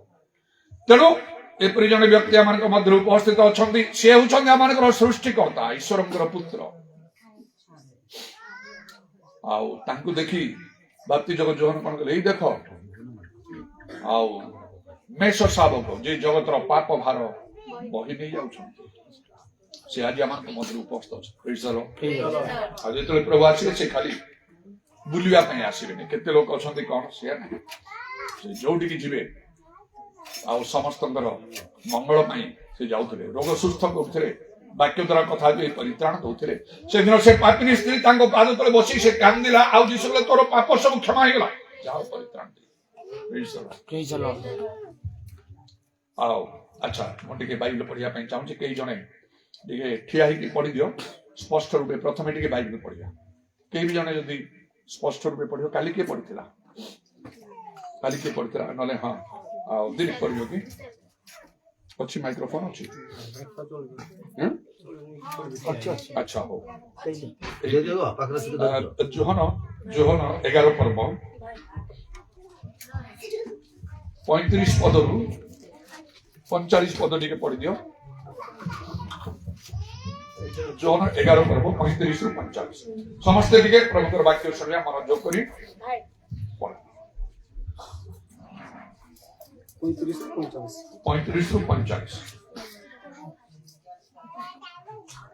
35 ଯୀଶୁ କାନ୍ଦିଲେ। ପଢ 45। ସେଥିରେ ଯିହୁଦୀମାନେ କହିଲେ, ଦେଖ ସେ ତାଙ୍କୁ କିପରି ସ୍ନେହ କରୁଥିଲେ। କିନ୍ତୁ ସେମାନଙ୍କ ମଧ୍ୟରେ କେହି କେହି କହିଲେ, ଏହି ଯେଉଁ ବ୍ୟକ୍ତି ସେହି ଅନ୍ଧର ଆଖି ଫିଟାଇଥିଲେ, ସେ କଣ ଏହାର ମୃତ୍ୟୁ ମଧ୍ୟ ନିବାରଣ କରିପାରିଥାନ୍ତେ? ସେଥିରେ ଯୀଶୁ ପୁନର୍ବାର ଅନ୍ତରରେ ବିରକ୍ତ ହୋଇ ସମାଧି ନିକଟକୁ ଆସିଲେ। ତାହା ଗୋଟିଏ ଗୁହା, ପୁଣି ମୁହଁରେ ଗୋଟାଏ ପଥର ଥିଲା। ଯୀଶୁ କହିଲେ, ଏହି ପଥର ଘୁଞ୍ଚାଇ ଦିଅ। ମୃତ ବ୍ୟକ୍ତିଙ୍କ ଭଗ୍ନୀ ମାର୍ଥା ତାହାକୁ କହିଲେ, ପ୍ରଭୁ ସେ ବାସିଗଲାଣି, କାରଣ ସେ 4 ଦିନ ହେଲା ମଲାଣି। ଯୀଶୁ ତାହାକୁ କହିଲେ, ଯଦି ତୁମେ ବିଶ୍ୱାସ କର, ତାହେଲେ ଈଶ୍ୱରଙ୍କ ମହିମା ଦେଖିବ। ଏହା କଣ ମୁଁ ତୁମକୁ କହିଲି ନାହିଁ? ସେଥିରେ ସେମାନେ ପଥର ଘୁଞ୍ଚାଇ ଦେଲେ। ଆଉ ଯୀଶୁ ଉର୍ଦ୍ଧ ଦୃଷ୍ଟି କରି କହିଲେ, ପିତ ତୁମେ ମୋର ପ୍ରାର୍ଥନା ଶୁଣିଲ ବୋଲି ମୁଁ ତୁମକୁ ଧନ୍ୟବାଦ ଦେଉଅଛି। ତୁମେ ଯେ ସର୍ବଦା ମୋର ପ୍ରାର୍ଥନା ଶୁଣିଥାଅ, ଏହା ମୁଁ ଜାଣିଥିଲି। କିନ୍ତୁ ଯେଉଁ ଲୋକ ସମୂହ ଚତୁର୍ଦିଗରେ ଠିଆ ହୋଇ ଅଛନ୍ତି, ତୁମେ ମୋତେ ପ୍ରେରଣ କରିଅଛ ବୋଲି ସେମାନେ ଯେପରି ବିଶ୍ୱାସ କରିବେ, ଏଥିପାଇଁ ସେମାନଙ୍କ ହେତୁ ମୁଁ ଏହା କହିଲି। ସେ ଏହା କହି ଉଚ୍ଚ ସ୍ୱରରେ ଡାକିଲେ, ଲାଜାର ବାହାରି ଆସ। ମୃତ ଲୋକଟି ବାହାରି ଆସିଲେ। ତାଙ୍କ ହାତ ଓ ପାଦ ସମାଜ ବସ୍ତ୍ରରେ ବନ୍ଧା ହୋଇଥିଲା। ପୁଣି ତାଙ୍କ ମୁଖରେ ଖଣ୍ଡେ ଗାମୁଛା ବୁଡ଼ା ହୋଇଥିଲା। ଯୀଶୁ ସେମାନଙ୍କୁ କହିଲେ, ଏହାଙ୍କ ବନ୍ଧନ ଫିଟାଇ ଚାଲିଯିବାକୁ ଦିଅ। অতএব জিহুদী ମାନଙ୍କ ମଧ୍ୟରେ ଅନେକ ଅର୍ଥାତ୍ ଯେଉଁମାନେ ମରିୟମଙ୍କ ନିକଟକୁ ଆସିଥିଲେ ଓ ଯୀଶୁଙ୍କ କର୍ମ ଦେଖିଥିଲେ ସେମାନେ ତାହାଙ୍କ ଠାରେ ବିଶ୍ୱାସ କଲେ। Praise the Lord. Hallelujah. ଏଇଟା ଲାଜାରଙ୍କୁ ପ୍ରଭୁ ଯୀଶୁ କବରରୁ ଉଠେଇଲେ ଏଇ ବିଷୟ ନେଇକି ଲେଖା ହେଇଛି। ମାତ୍ର 35 ପଦରେ ଆରମ୍ଭ ହେଲା ଯୀଶୁ କାନ୍ଦିଲେ। Jesus wept. ଆଜି ବି ଯୀଶୁ କାନ୍ଦୁଛନ୍ତି। ସମସ୍ତେ ମନୋଯୋଗ କରି ଶୁଣିବ, ଅନ୍ୟ ମନସ୍କରେ କିଛି ଲାଭ ହବନି। ଆଉ ପିଲାମାନେ ତ ସେମାନେ ଟିକେ ଅସ୍ଥିର ହେବେ, ଯୋଉମାନେ ପାଖରେ ଅଛ ସେମାନଙ୍କୁ ଚେଷ୍ଟା କରିବ ଟିକେ କଣ୍ଟ୍ରୋଲ କରିବା ପାଇଁ, କଥାବାର୍ତ୍ତାରେ ଡିଷ୍ଟର୍ବାନ୍ସ କଲେ। ଆଉ ବାକି ମନୋଯୋଗ କରି ଶୁଣ। ମନେକର ଯଦି ତ ମନୋଯୋଗ କରି ଶୁଣ କିଛି ଲାଭ ହବନି, ଆଶୀର୍ବାଦ ପାଇ ଯିବନି, ଲାଭ କିଛି ହବନି। ଆଉ ତେଣୁ ଗୋଟେ ଲେଖା ହେଇଛି ଦିଶା 66 ପର୍ବର 2 ପଦରେ କଣ ଲେଖା ହଉଛି, ଏହି ଲୋକ ପ୍ରତି ଆମ୍ଭେ ଦୃଷ୍ଟିପାତ କରିବା, ଏ ଦୁଃଖୀ ଚୂର୍ଣ୍ଣମାନ ଆମ୍ଭ ବାକ୍ୟରେ କମ୍ପମାନ। ଗତକାଲି ଯାହା ମୁଁ କହିଥିଲି ଯକ୍ଷଙ୍କ ବିଷୟରେ, ଯୀଶୁ ଯେତେବେଳେ ଯାଉଛନ୍ତି ହଜାର ହଜାର ଲୋକ ତାଙ୍କ ସାଙ୍ଗରେ ଯାଉଥିବେ, ମାତ୍ର ଗୋଟିଏ ଲୋକ ଘରକୁ ଯୀଶୁଙ୍କୁ ନେଇ ପାରିଲା, ସେ ଯକ୍ଷ। ଆମେ ନେଇ ସେ ଯକ୍ଷ କରି ଯଦି ନ ହବା ଯୀଶୁଙ୍କୁ ନେଇ ପାରିବା। କାଲି କହିଥିଲି ଡିମିରି ଗଛ ଚଢ ଯୀଶୁଙ୍କୁ ଦେଖିବ। ଆଉ ସେଇ ବିଷୟରେ ମୁଁ ଗତକାଲି କହିଥିଲି। ଆଉ ପ୍ରଭୁଙ୍କର ଧନ୍ୟବାଦ ହଉ। ଆଉ ପାଷ୍ଟର ସାମସନ ଠାରୁ ମଧ୍ୟ ଶୁଣିଲୁ ଗତକାଲି ଠାରୁ ପ୍ରଭୁ ବିଶେଷ କରି ଆଉ ସଲମନ ପାଇଁ କାର୍ଯ୍ୟ କରିଛନ୍ତି। ତାଙ୍କ ବଡ ପୁଅ ସେ ପ୍ରାୟ ନର୍ମାଲ ହେଇକି ଆସୁଛି, ଭଲରେ କଥାବାର୍ତ୍ତା କରୁଛି, ଯାହା ସେ କରୁନଥିଲା। ଗିଜାରେ ମଧ୍ୟ ସେ ବସୁଛି, ଆଗ୍ରହ ସହିତ ମୋ ସହିତ ବସିକି କଥାବାର୍ତ୍ତା କରୁଛି। ଆଉ ପ୍ରଭୁ ତାଙ୍କର କାର୍ଯ୍ୟ ଆରମ୍ଭ କରିଦେଇଛନ୍ତି। ମୁଁ ଗୋଟେ ସୁନ୍ଦର ସ୍ୱପ୍ନ ବି ଦେଖିଲି ସକାଳେ, ଗିଜାରେ ଯେତେବେଳେ ବସୁଛନ୍ତି, ଗିଜା କରୁଛନ୍ତି ଘରେ, ମୁଁ କହିଲି ମୁଁ ଗୋଟେ ସ୍ୱପ୍ନ ଦେଖିଲି ଯେ ଏଠି ବସୁଛନ୍ତି ଯେତେ ମୁଁ ବହୁତ ଟଙ୍କା ଆଣିକି ସମସ୍ତଙ୍କୁ ବାଣ୍ଟି ଦଉଛି, ଆଉ କିନ୍ତୁ ତାକୁ ମୁଁ ଟଙ୍କାରେ ଅଜାଡି ଦେଉଛି। ଶୁଣୁ ଶୁଣୁ ପାଷ୍ଟର ସାମସନ କାନ୍ଦିଲେ। ସେମିତି ଯେମିତି ମୁଁ ଅଜାଡି ଦେବି ତମ ଉପରେ, ସେମିତି ଟିକେ ନିଜକୁ ଯୋଗ୍ୟ ପ୍ରସ୍ତୁତ କର। କାରଣ ଲେଖା ଅଛି ସୁଯୋଗର ସଦ୍ବ୍ୟବହାର କର, କାଳ ମନ୍ଦ କେବେ ଲେଖା ଅଛି। ଯାହା ହଉ, ଆଉ ସେଦିନ କଣ ହେଲା ନା ଯୀଶୁ କାନ୍ଦିଲେ। ଆଜି ଆମ ପାଇଁ ଯୀଶୁ କାନ୍ଦୁଛନ୍ତି। ସେଦିନ ସେ କାହିଁ କାନ୍ଦେ ଲୋକମାନେ ଭାବିଲେ ଯେ ଆଉ ଲାଜାରକୁ କେତେ ସ୍ନେହ କରୁଥିଲେ ଯୀଶୁ। ସେ ମରିଯାଇଛି ଶୁଣିକି ଆସିଲେ, କବରରେ ରଖାଯାଇଛି 4 ଦିନ ହେଲାଣି। ଯୀଶୁ ତା ପାଇଁ କାନ୍ଦୁଛନ୍ତି। ମାତ୍ର ନାହିଁ ସେମାନେ ପାଇଁ ତା ପାଇଁ ସେ କାନ୍ଦୁ ନଥିଲେ। ସେ ତ ଜାଣିଥିଲେ ମୁଁ ତ ତାକୁ ବଞ୍ଚେଇବି, ଆଉ ସେ ବଞ୍ଚିବ, ଆଉ କାନ୍ଦିବାର କଣ ଅଛି? କଣ ପାଇଁ କାନ୍ଦିଥିବେ ତାହେଲେ? ଟିକେ ଅନୁମାନ କରି କାହାର କଣ ଯଦି ଚିନ୍ତା ଟିକେ ହବ, ସରଳରେ ଟିକେ କହିଦିଅ, ସରଳରେ ଟିକେ କହିଦିଅ କଣ ପାଇଁ କାନ୍ଦୁଥିବେ ସେ ଲୋକମାନେ? ସେମାନଙ୍କର ଅବିଶ୍ୱାସ। ତାଙ୍କ ଭଉଣୀ ମାନେ କହିଲେ ଆପଣ ଥିଲେ କି ସେ ମରି ନଥାନ୍ତା। ଅନ୍ୟମାନେ କହିଲେ ଏଇ ଯୋଉ ଲୋକ ଅନ୍ଧ ମାନଙ୍କୁ ଦୃଷ୍ଟି ଦେଇଦେଲା, କଣ ସବୁ କଲା, ଇଏ କଣ ବଞ୍ଚି ତାକୁ ବଞ୍ଚେଇ ନଥାନ୍ତା? ଯୀଶୁ କାନ୍ଦିଲେ। ସେ ଦୁଃଖ କରି କହିଲେ ତାଙ୍କ ଭଉଣୀ ମାନଙ୍କୁ, ମୁଁ ହଉଛି ପୁନରୁତ୍ଥାନ ଜୀବନ। ମୁଁ ଖାଲି ଅର୍ଡିନାରୀ ମଣିଷ ନୁହେଁ, ମତେ ତମେ ଯେମିତି ଦେଖୁଛ ମଣିଷ ରୂପେ ଦେଖୁଛ, ମୁଁ ମଣିଷ ଅବତାର ନେଇକି ଆସିଛି। ମୁଁ ଈଶ୍ୱରଙ୍କର ପୁତ୍ର, ସ୍ୱୟଂ ଈଶ୍ୱର, ସବୁର ସୃଷ୍ଟିକର୍ତ୍ତା। ମୁଁ ଯଦି ଚାହୁଁଛ ଆସ, ସମୁଦ୍ର ଉପରେ ମୁଁ ଚାଲିବି। କେବେ ମଣିଷ ଚାଲିଛି ସମୁଦ୍ର ଉପରେ? ପବନ ସମୁଦ୍ରକୁ ତୁନି ହଁ ଚୁପ୍ କର କଲା, ସବୁ ସ୍ଥିର ହେଇଗଲା। ତାଙ୍କର ଶିଷ୍ୟମାନେ ତାଙ୍କୁ ପାଦ ତଳେ ପଡି ପ୍ରଣାମ କରି କହିଲେ, ଏ ନିଶ୍ଚୟ ଈଶ୍ୱରଙ୍କର ପୁତ୍ର। ଆଉ କହିଲେ ଏ କିଏ? ତାଙ୍କର କଥା ପବନ ସମୁଦ୍ର ମାନୁଛନ୍ତି। ତାଙ୍କୁ ପ୍ରଣାମ କରି କହିଲେ, ତୁମେ ନିଶ୍ଚୟ ଈଶ୍ୱରଙ୍କର ପୁତ୍ର। Hallelujah, hallelujah. ଆଜି ସେଇ ଯୀଶୁ ଜୀବିତ ଅଟେ। ସେ ମରିକି କବରରେ ନାହାନ୍ତି। ଅନେକ ବଡ ବଡ ଲୋକମାନେ ଜଗତରେ ଯୋଉମାନେ ନିଜକୁ ସେପରି ଈଶ୍ୱର ବୋଲି କହିଲେ, କେତେ କେତେ ବଡ ବଡ କାର୍ଯ୍ୟ କରିଥିବେ। କାରଣ ଶୈତାନକୁ ମଧ୍ୟ ଶକ୍ତି ଦିଆହେଇଛି ନାନା ଆଶ୍ଚର୍ଯ୍ୟ କର୍ମ କରିବା ପାଇଁ, ଲୋକମାନଙ୍କୁ ଭ୍ରାନ୍ତ କରିବାକୁ। ଯୋଉମାନଙ୍କର 2 ଥେସଲୋନିକେରେ ଲେଖା ହଉଛି, ଯୋଉମାନଙ୍କର ସତ୍ୟ ପ୍ରତି, ସତ୍ୟ ହଉଛି ଈଶ୍ୱରଙ୍କର ବାକ୍ୟ, ଶ୍ରଦ୍ଧା ନାହିଁ, ଜାଣିବାକୁ ଚାହୁଁନାହାନ୍ତି ଭିତର କଥା, ଲେଖା ହେଇଛି ସେମାନେ ଯେମିତି ବିନଷ୍ଟ ହେବେ, ଏଥିପାଇଁ ଈଶ୍ୱର ସେମାନଙ୍କ ନିକଟକୁ ଭ୍ରାନ୍ତିଜନକ ଶକ୍ତି ପ୍ରେରଣ କରୁଛନ୍ତି। ତେଣୁ ସତ୍ୟ ଜାଣିବାଟା ବହୁତ ଜରୁରୀ। ଆଉ ସତ୍ୟ ବାକ୍ୟ, ଈଶ୍ୱରଙ୍କର ବାକ୍ୟ ଜାଣିବାଟା ବହୁତ ଜରୁରୀ। ଲେଖା ହେଇଛି ଆମ୍ଭର ଲୋକମାନେ, ମାନେ ପ୍ରଭୁଙ୍କ ଲୋକମାନେ, ମାନେ କହିବା ପାଇଁ ଗଲେ ଖ୍ରୀଷ୍ଟିଆନ ମାନେ ଆଉ ବିନଷ୍ଟ ହୋଇଅଛନ୍ତି। କଣ ପାଇଁ? ହୋସେୟ 4:6 ଲେଖା ଅଛି କଣ ପାଇଁ? ଜ୍ଞାନର ଅଭାବ ସକାଶୁ। ଏଇଟା ସେ ସ୍କୁଲ କଲେଜ ୟୁନିଭର୍ସିଟିର ଜ୍ଞାନ ନାହିଁ। ତାହେଲେ ମୁଁ କାହିଁକି ଏମିତି ହେଇକି ମୋର ଜୀବନକୁ ମୁଁ ନଷ୍ଟ କରିଥାନ୍ତି? ମୋ ପାଠ ସରିଲା ପରେ ଚାକିରି ବାକିରି ଇତ୍ୟାଦି ନ କରିକି ଏମିତି ହେଇକି ଏତେବେଳକୁ ଚାକିରି କରୁଥିଲେ, ଏତେ ପରିଶ୍ରମ କରି ପାଠ ପଢିଥିଲି, ଆଉ ସମସ୍ତଙ୍କର ବଡ ଉଚ୍ଚା ବିଳାସ ଥିଲା, ମୋ ପାଇଁ ଗୋଟେ ଆଶା ଥିଲା। ପରଭଙ୍ଗାର କେତେ ଜଣଙ୍କୁ ସେ ପୁରୁଣା ଲୋକମାନଙ୍କୁ ମୁଁ ମା ମନେ ରଖି ଜାମଗାଣ୍ଡେ କରିକି ନାଇଁ ରେ କିଶୋର, ଜାମଗାଣ୍ଡେ ହିପା ଗୋପେଟା ଆଉ ହାଣ୍ଡି କହିକି ସେ ମୋ ସହିତ ସଂଗାତ ବାନ୍ଧିବା ବୋଲି ବେଶୀ ଚାହୁଁଥିଲା। ସେ ହିପା ଗୋପେଟା ଅଛି, ଗୋପେଟା ଆଉ ହିପା ଗୋପେଟା ଡେଙ୍ଗା ଲୋକଟା, ହିପା ଗୋପେଟା ଟିକେ ଲୋକଟା ମତକ ଏମିତି ସବୁ ଜାଣିଛି। ଆମର ଜାରୁ ତ ଏବେ ଅଛି, ନା ନା ଜାରୁ ନାହିଁ, ସରି ଏ ଯୋଉ ଆମର ମାନିଆଙ୍କ ସହିତ ଅଛି ତା ନା କଣ, ଆନ୍ଦୁ। ଆହୁରି ଗୁଡାଏ ଲୋକମାନେ ଅଛନ୍ତି, ସେମାନେ ଆସିବେ ଘରକୁ ମୋର ସବୁ ଦେଖି ମୋ କଲେଜରୁ ଫେରୁଥିବି, ସେ ଢଙ୍ଗ ଢାଙ୍ଗ ଦେଖିକି କେତେ ମନେ ପଡେ, ମତ ମନେ ଅଛି କହୁଥିଲେ। ଆକୁ ମୁଁ କହୁଛି କଲେକ୍ଟର ହ ବୋଲେ ଇଏ ହଉନାହିଁ। ସମସ୍ତଙ୍କର ଆଶା ଏତେ ପାଠ ପଢିକି ଗୋଟେ ଲୋକ ଗୋଟେ କିଛି ଗୋଟେ ହେଇଥାନ୍ତା, ଭଲ ଘର ଦ୍ଵାରା ବିଲ୍ଡିଂ କରିକି କଟକରେ ଅଛି, ଘର ଭଡା ନେଇକି।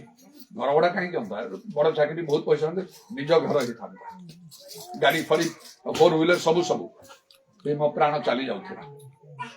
ଆଉ ଯେତେବେଳେ ସେଇ ସ୍ୱପ୍ନରେ ମତେ ଫାଶୀ ଦିଆହେଇଛି, ପ୍ରାଣଦଣ୍ଡ ଦିଆହେଇଛି, ଏମିତି ତାର ଲିଷ୍ଟ ଦେଖିଲି କେତେ ଲୋକ ସବୁ ଚାଲିଗଲେ ଜଗତରୁ। ଖ୍ରୀଷ୍ଟିଆନ ଲୋକମାନେ ମଧ୍ୟ, ପ୍ରଭୁଙ୍କ ଲୋକମାନେ ମଧ୍ୟ ଅନେକ ସବୁ ଚାଲି ଯାଉଛନ୍ତି। ମତେ ହେଲା ବେଳକୁ ମୁଁ ସେ ସ୍ୱପ୍ନରୁ ଦେଖିକି ମାଥ୍ୟୁ 18:18 ଯୋଉ ଅଧିକାର ଦେଇ ତାକୁ ବାନ୍ଧ କହିକି ବନ୍ଧାଲା ବେଳକୁ ମୋର ପ୍ରାଣଦଣ୍ଡ କ୍ୟାନସଲ ହେଇଯାଉଛି।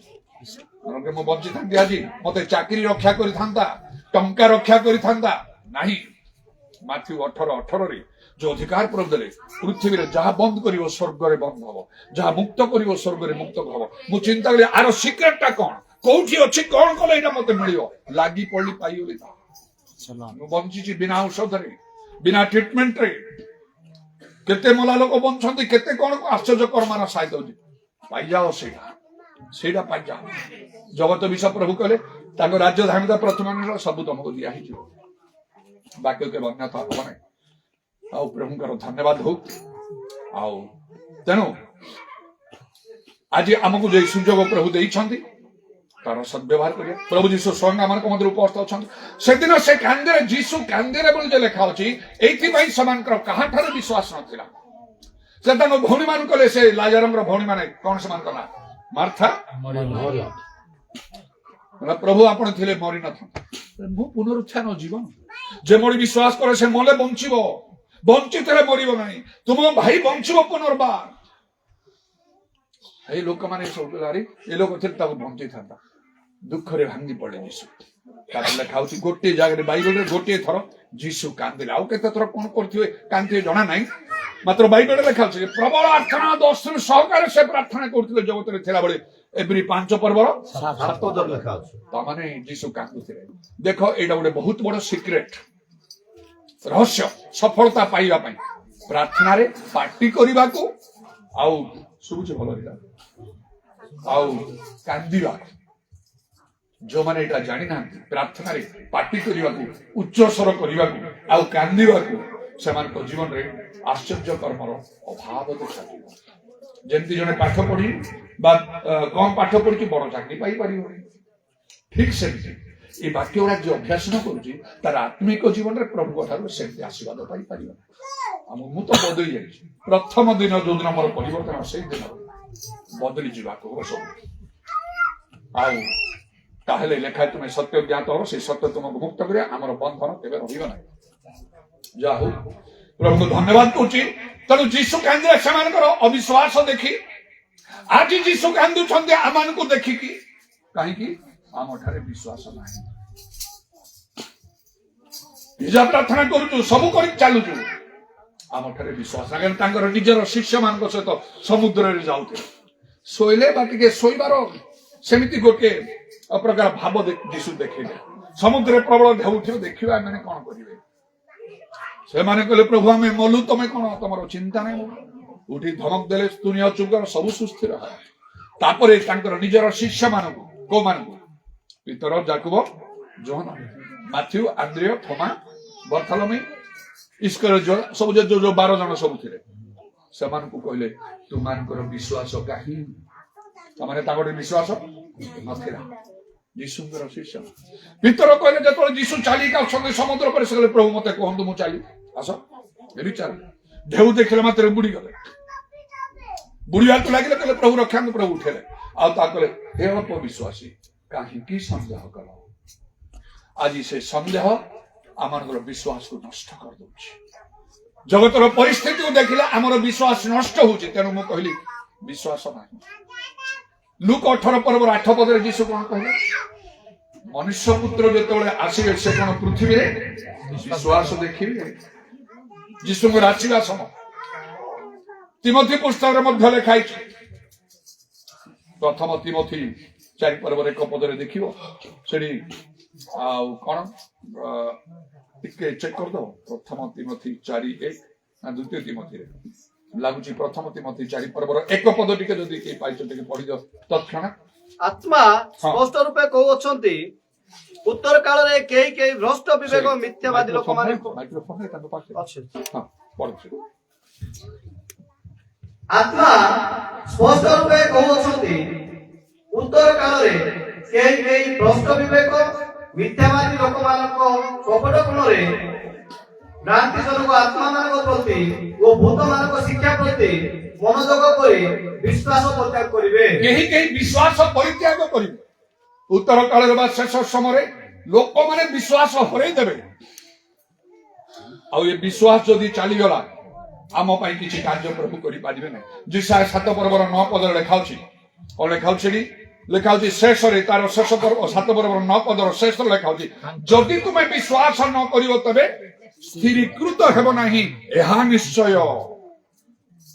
ଯିଶାୟା 28 ପର୍ବ 16 ପଦରେ କଣ ଲେଖା ହେଲା? ଯେ ବିଶ୍ୱାସ କରେ ସେ ଚଞ୍ଚଳ ହେବ ନାହିଁ। ମତେ ପ୍ରାର୍ଥନା କରୁଛି ଆଜି ହେଲା ନାହିଁ ସେ ପ୍ରଭୁଙ୍କ ଲୋକ ପ୍ରାର୍ଥନା କଲେ ଭାଇନା ପ୍ରାର୍ଥନା କଲେ ଯେତେ ସୁଖାଇ ହେଲା ନାହିଁ। ପ୍ରଭୁ ଗୋଟେ ସମୟ ରଖିଛନ୍ତି ସେଇ ସମୟରେ ସେଟା ହେବାକୁ ବାଧ୍ୟ। ଆମକୁ କଣ ଦରକାର? ଦାଉଦଙ୍କ ପରି ଧୈର୍ଯ୍ୟର ସହିତ ଅପେକ୍ଷା କରିବାକୁ ହବ। କାରଣ ଅନେକ ବୟସ ଚାଲିଗଲା ପରେ ଲୁକ 1 ପର୍ବରେ ଅଛି ସେ ଜିଖରିୟଙ୍କୁ ଯେ ଯାଜକ ଥିଲେ ପ୍ରଭୁଙ୍କ ଦୂତ ଆଉ ସେ ଗାବ୍ରିଏଲ ଆସି କଣ କଲେ? ଜିଖରିୟ ଭୟ କର ନାହିଁ ତୁମର ନିବେଦନ ସବୁ ଶୁଣା ଯାଇଛି। ହାଲେଲୁୟା। ପ୍ରଭୁ ସମୟ ରଖିଲେ ତାଙ୍କ ପାଇଁ ସେଇ ଅନୁସାରେ ଆମ ପାଇଁ ବି ସମୟ ନିରୂପଣ କରିଛନ୍ତି। ସେ ସମୟ ନ ପହଞ୍ଚିବା ପର୍ଯ୍ୟନ୍ତ ଯେତେ ପ୍ରଭୁଙ୍କୁ ପ୍ରେମ କରୁ ଭୟ କରୁ ସେବା କରୁ ଚାକିରି କରିବାକୁ ଚାହିଁଲେ ମଧ୍ୟ ଚାକିରି ମିଳିବ ନାହିଁ। ବ୍ୟବସାୟରେ ଉନ୍ନତି ଆସିବ ନାହିଁ। ରୋଗ ସୁସ୍ଥ ହବ ନାହିଁ। ନାନା ସମସ୍ୟାର ସମାଧାନ ହବ ନାହିଁ। ଆମ ମନୋବାଞ୍ଛା ପୂର୍ଣ୍ଣ ହବ ନାହିଁ। ମାତ୍ର ବାଇବେଲ ଲେଖା ଅଛି ମଧ୍ୟ ସଦାପ୍ରଭୁରେ ଆନନ୍ଦ କରି ସେ ତୁମର ମନୋବାଞ୍ଛା ପୂର୍ଣ୍ଣ କରିବ। କୋଉଠି ଲେଖା ଅଛି? ଗୀତ ସଂହିତା 37 ପର୍ବର 4 ପଦରେ। ଆଉ ଦେଖ ପଚାରିଲା ବେଳେ କହୁନ କାହିଁକି ବାଇବେଲ ପଢା ବେଶୀ କମ ହଉଛି ଆମର।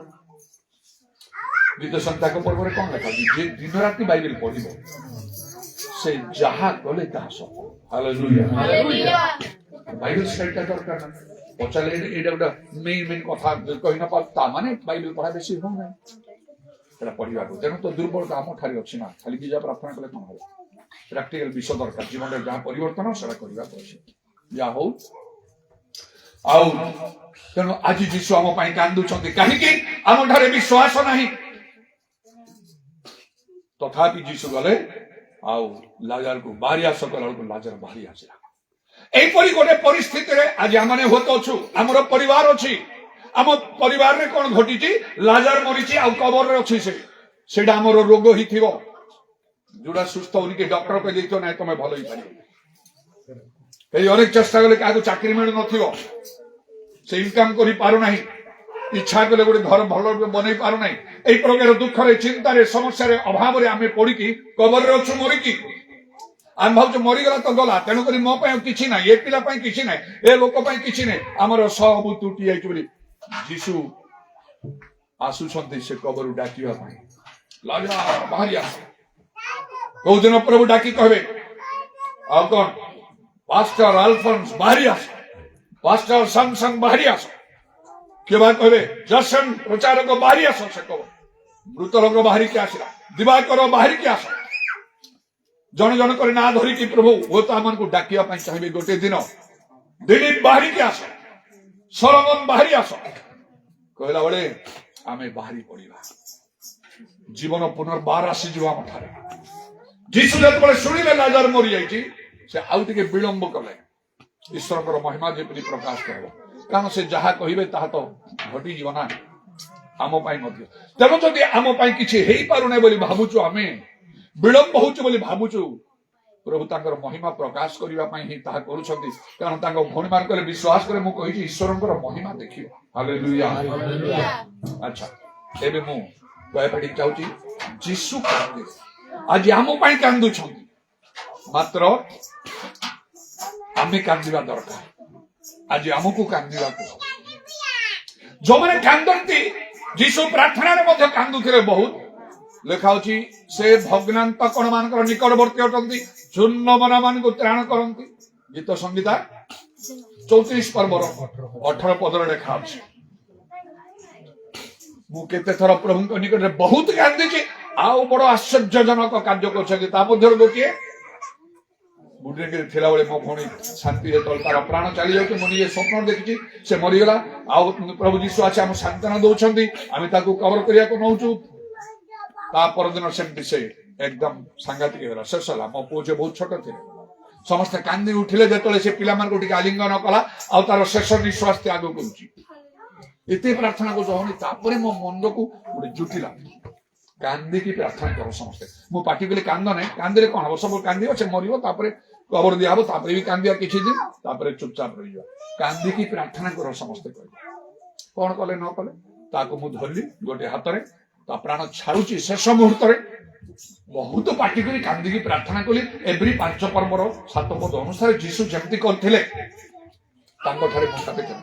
अधघंट कांदी धरी अधघंट कांदी प्रार्थना कला मन को मोर प्रार्थना बंद हो गला कांदीवाटा बंद है इच्छा कले भी कांदी पाली नहीं कि प्रार्थना कर प्रार्थना सरी समस्त चुपचाप से भी स्थिर अच्छी मु भाविली बंचिला ना मला ता मुहर के बुले देखला बेलू से पूरा भल अच्छे 100 को 100 वाक्य सफल हो कौन से भग्नांत मान निकटवर्ती अटंती शून्य मन मान को त्राण करती बाइबल रे परिचित विषय अच्छे तेणु से अनुसार जब आम करवा देखा फल तेणु मोर शिक्षा मोर प्रचार सबुरे ज्ञान थी अनुभूति थी अभिषेक थी ज्ञान माने बाइबल प्रकृत में कौन कहूँ से विषय मुझे कहवाई चाहिए एपाक भूल भाल करने पसंद करी जिते बड़ ज्ञानी लोक जिते बड़ प्रचारक टिके भूल भाल कले से आदौ मु एकमत हेबी ना आम भ्रांत हो ना जानी नथिलु भिन्न कथा एबे प्रभु आखि खोलिले सेटा ही पारियो ना सत्य ज्ञात सत्य तुमको मुक्त कर अभिषेक पवित्र आत्मा दान आह्वान प्रभु देइछन्ति तेणु मो कथा कहला बेले से प्रभुଙ୍କର शक्ति पराक्रम रहियो अनुभूति एसुड़ा मु अनुभव करिछि उपवास करिवा कांदीवा पार्टी करिवा बड़ बड़ आश्चर्य कर्म मान सब होइछि तेणु करी बहुत सावधान हो पाउल कहले आमे जो शिक्षा देइछु से शिक्षा को धरि रखिबो अन्य माने कोन जदि कहबे चंचल हे कि तरबर हे कि सेमानक कथारे मनोयोग करिके भ्रांत जेमति हबो ना तेणु लेखाई प्रभु लोक मान प्रकृति चिन्ह से अनेक प्रभु दास ना उदर दास टंका पैसा लोक निजर स्वार्थ कार्य कर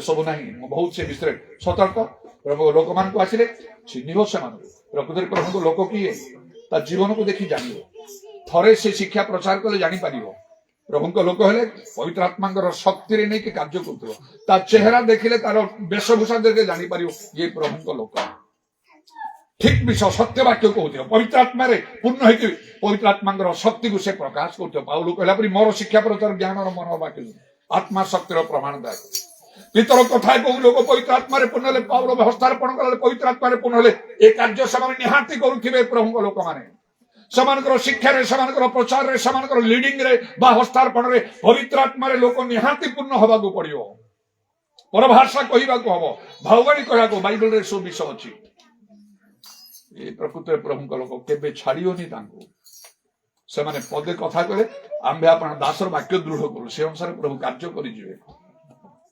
ଅନ୍ୟମାନଙ୍କ ବିଷୟରେ ଲେଖା ଅଛି ଚିହ୍ନିବ ସେମାନଠାରୁ ଅଲଗା ହେଇଯିବ, ନହେଲେ ତମେ ବି ତାଙ୍କ ପରିକି ଭ୍ରାନ୍ତ ହବ। କାରଣ ବହୁତ ଭଣ୍ଡ ଶିକ୍ଷକ ସବୁ ବାହାରିବେ ଲେଖା ହେଇଛି ଲୋକମାନଙ୍କୁ ଭ୍ରାନ୍ତ କରିବା।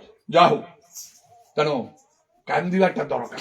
ଯୀଶୁ କାନ୍ଦିବେ, ଆମେ କାନ୍ଦିବା କଥା, ଆଉ ସେଥିରେ ବହୁତ କିଛି ଲାଭ ଅଛି। କାହିଁକି ଯୀଶୁ ସେଇଦିନ ସେ ଲାଜାରଙ୍କ ବିଷୟକୁ ନେଇକି ତାଙ୍କ ସାମ୍ନାରେ କାନ୍ଦେ, ଆଜି ମୁଁ କହୁଛି ଆମ ପାଇଁ କାନ୍ଦୁଛନ୍ତି। କାହିଁକି କାନ୍ଦୁଛନ୍ତି? ମୂଳ କଥା ହେଲା ବିଶ୍ୱାସ ନାହିଁ। ବିଶ୍ୱାସ ନାହିଁ କହିକି ସେ କାନ୍ଦୁଛନ୍ତି କାହିଁକି ଆମ ପାଇଁ? ଟିକେ ଭଲରେ ଶୁଣ, ଟିକେ ମନୋଯୋଗ କରି। 7ଟା କଥା ମୁଁ କହିବି ଏ ବିଷୟରେ, ଶୀଘ୍ର କରି କହିବା ପାଇଁ ଚେଷ୍ଟା କରିବି। ଟିକେ ସ୍ମାର୍ଟ ହୋ, ଆକ୍ଟିଭ ହେଇଯାଅ, ଡାଲୁ ହ ନାହିଁ, ଲାଭ କିଛି ହବ ନାହିଁ, ଲାଭ କିଛି ହବ ନାହିଁ। ଭୟ କମ୍ପରେ ବାକ୍ୟ ଗ୍ରହଣ କରିବାକୁ ହବ। ନିଜକୁ ସେ ବାକ୍ୟ ଶୁଣୁ ଶୁଣୁ ପ୍ରସ୍ତୁତ କରିବ, କରେକ୍ସନ କରିବ। ଭଲ ହବ ତମର ଯଦି ଲାଭ ଉଠେଇବା ପାଇଁ ଚାହୁଁଛ। କଥାବାର୍ତ୍ତା କରୁଛ, କିଛି ଫାଇଦା ହବ। ବସିକି ତମେ ଉଠିଯିବ, ଗିଜାର ଆଟେଣ୍ଡ କରିଛ, କିଛି ନାହିଁ, ଘରକୁ ସେମିତି ଚାଲିଯିବ, ଚୁପଚାପ ଚାଲିଯିବ। ବାକ୍ୟରେ ମନୋଯୋଗ କଲ ନାହିଁ ନା, ଅନ୍ୟଆଡେ ମନେ ରଖିଥିବ, କି ଫୋନ ଧରିକି ଦେଖୁଥିବ, କି ଆଉ କଣ ବାହାରକୁ ଯାଉଥିବ, କିଛି ଫାଇଦା ହବ ନାହିଁ, ଫାଇଦା ହବ ହିଁ ନାହିଁ। ସେଇ ଜିଖରୀୟ ଜଣେ ଯକ୍ଷ ଗଛ ଚଢିକି ଅନେକ ଯୀଶୁ ଦେଖିଲେ, ଜିଖରେ ଅଯକ୍ଷ ଶୀଘ୍ର ବୋଲି ଆସ, ଆଜି ତୁମ ଘରେ ମୁଁ ରହିବି। ହଜାର ହଜାର ଲୋକଙ୍କ ଭିତରୁ ଗୋଟିଏ ଲୋକ ସେଲେକ୍ଟ ହେଲା। ସେମିତି ହେଲେ ହବ, ଯୀଶୁଙ୍କୁ ନେଇକି ଯାଇପାରିବା। କଣ ପାଇଁ ଯୀଶୁ କାନ୍ଦୁଛନ୍ତି ଆଜି ଆମ ପାଇଁ? ମୁଁ କହୁଥିଲି, ପ୍ରଥମ କଥା ହେଲା ଯୀଶୁ ଆମକୁ ତାଙ୍କର ପରିଚୟ ଦେଇଛନ୍ତି, ଆଇଡେଣ୍ଟିଟି ଦେଇଛନ୍ତି। ଆମେ ଜାଣିଛୁ, ଜଗତର ଅନେକ ଲୋକ ଜାଣିନାହାନ୍ତି ଯୀଶୁଙ୍କର ପ୍ରକୃତ ପରିଚୟ। ସେ ଈଶ୍ୱରଙ୍କର ପୁତ୍ର, ସ୍ୱୟଂ ଈଶ୍ୱର, ସୃଷ୍ଟିକର୍ତ୍ତା, ଆମର ତ୍ରାଣକର୍ତ୍ତା। ସେ ଯାହା କହିଲେ ତାହା କରିପାରିବେ, ତାଙ୍କର ଅସାଧ୍ୟ କିଛି ନାହିଁ। ଏଇଟା ଆମକୁ ପରିଚୟ ଦେଇଛନ୍ତି, ତେଣୁ କାନ୍ଦୁଛନ୍ତି। କଣ ପାଇଁ କାନ୍ଦୁଛନ୍ତି? ମୁଁ ତୁମକୁ ତମର ପରିଚୟ ଦେଇଛି, ଯୋଉମାନେ ପରିଚୟ ପାଇନାହାନ୍ତି, ଜାଣିନାହାନ୍ତି, ସେମାନେ ସିନା କରିବେ। ମୋର ଆଶା ନାହିଁ, ମୋର ଭରସା ନାହିଁ, ମୋର ସୁସ୍ଥ ନାହିଁ, ମୁଁ ଅସୁବିଧାରେ ପଡିଛି। ତମେ କାହିଁକି ସେମିତି? ମତେ ଜାଣିଛ ପରେ ମୁଁ ଈଶ୍ୱରଙ୍କର ପୁତ୍ର, ସୃଷ୍ଟିକର୍ତ୍ତା, ତୁମ ପାଇଁ ମୁଁ ସବୁ କରିପାରିବି। କାହିଁ ମୋ ଉପରେ ଭରସା ରଖୁନ ତମେ? ଯୋଉମାନେ ଅବିଶ୍ୱାସୀ ପରି ତମେ ଆଉ କଣ କରୁଛ? ପାପୀ ମାନଙ୍କ ପରି ଚିନ୍ତାରେ ପଡିଛ, ବସୁଛ, ଭାବୁଛ। କାନ୍ଦ ପ୍ରାର୍ଥନାରେ, ବେକାର କାନ୍ଦରେ କିଛି ଲାଭ ନାହିଁ। ପ୍ରଭୁଙ୍କ ପରିଚୟ ପାଇଲା ପରେ ପୁଣି ଏମିତି ହବ।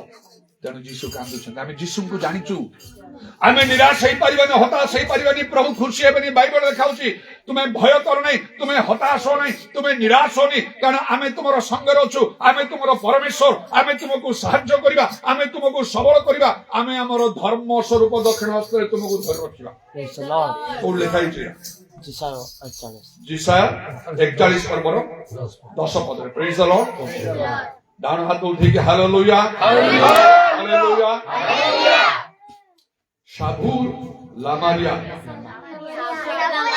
କାଲି ମୁଁ ଶିଖେଇଥିଲି ଆରମିକ ଭାଷାରେ ଯୀଶୁ ଯୋଉ ଭାଷାରେ କହୁଥିଲେ ପ୍ରେଜ୍ ଦ ଲର୍ଡ କୁ, ଯୀଶୁ ଯୋଉ ଭାଷାରେ କହନ୍ତି, ଆଉ ସେ ଆରମିକ ଭାଷାରେ ସାବୁର ଲାମାରିଆ। କହିଲ ଆଉ ଥରେ, ମାନେ ପ୍ରେଜ୍ ଦ ଲର୍ଡ।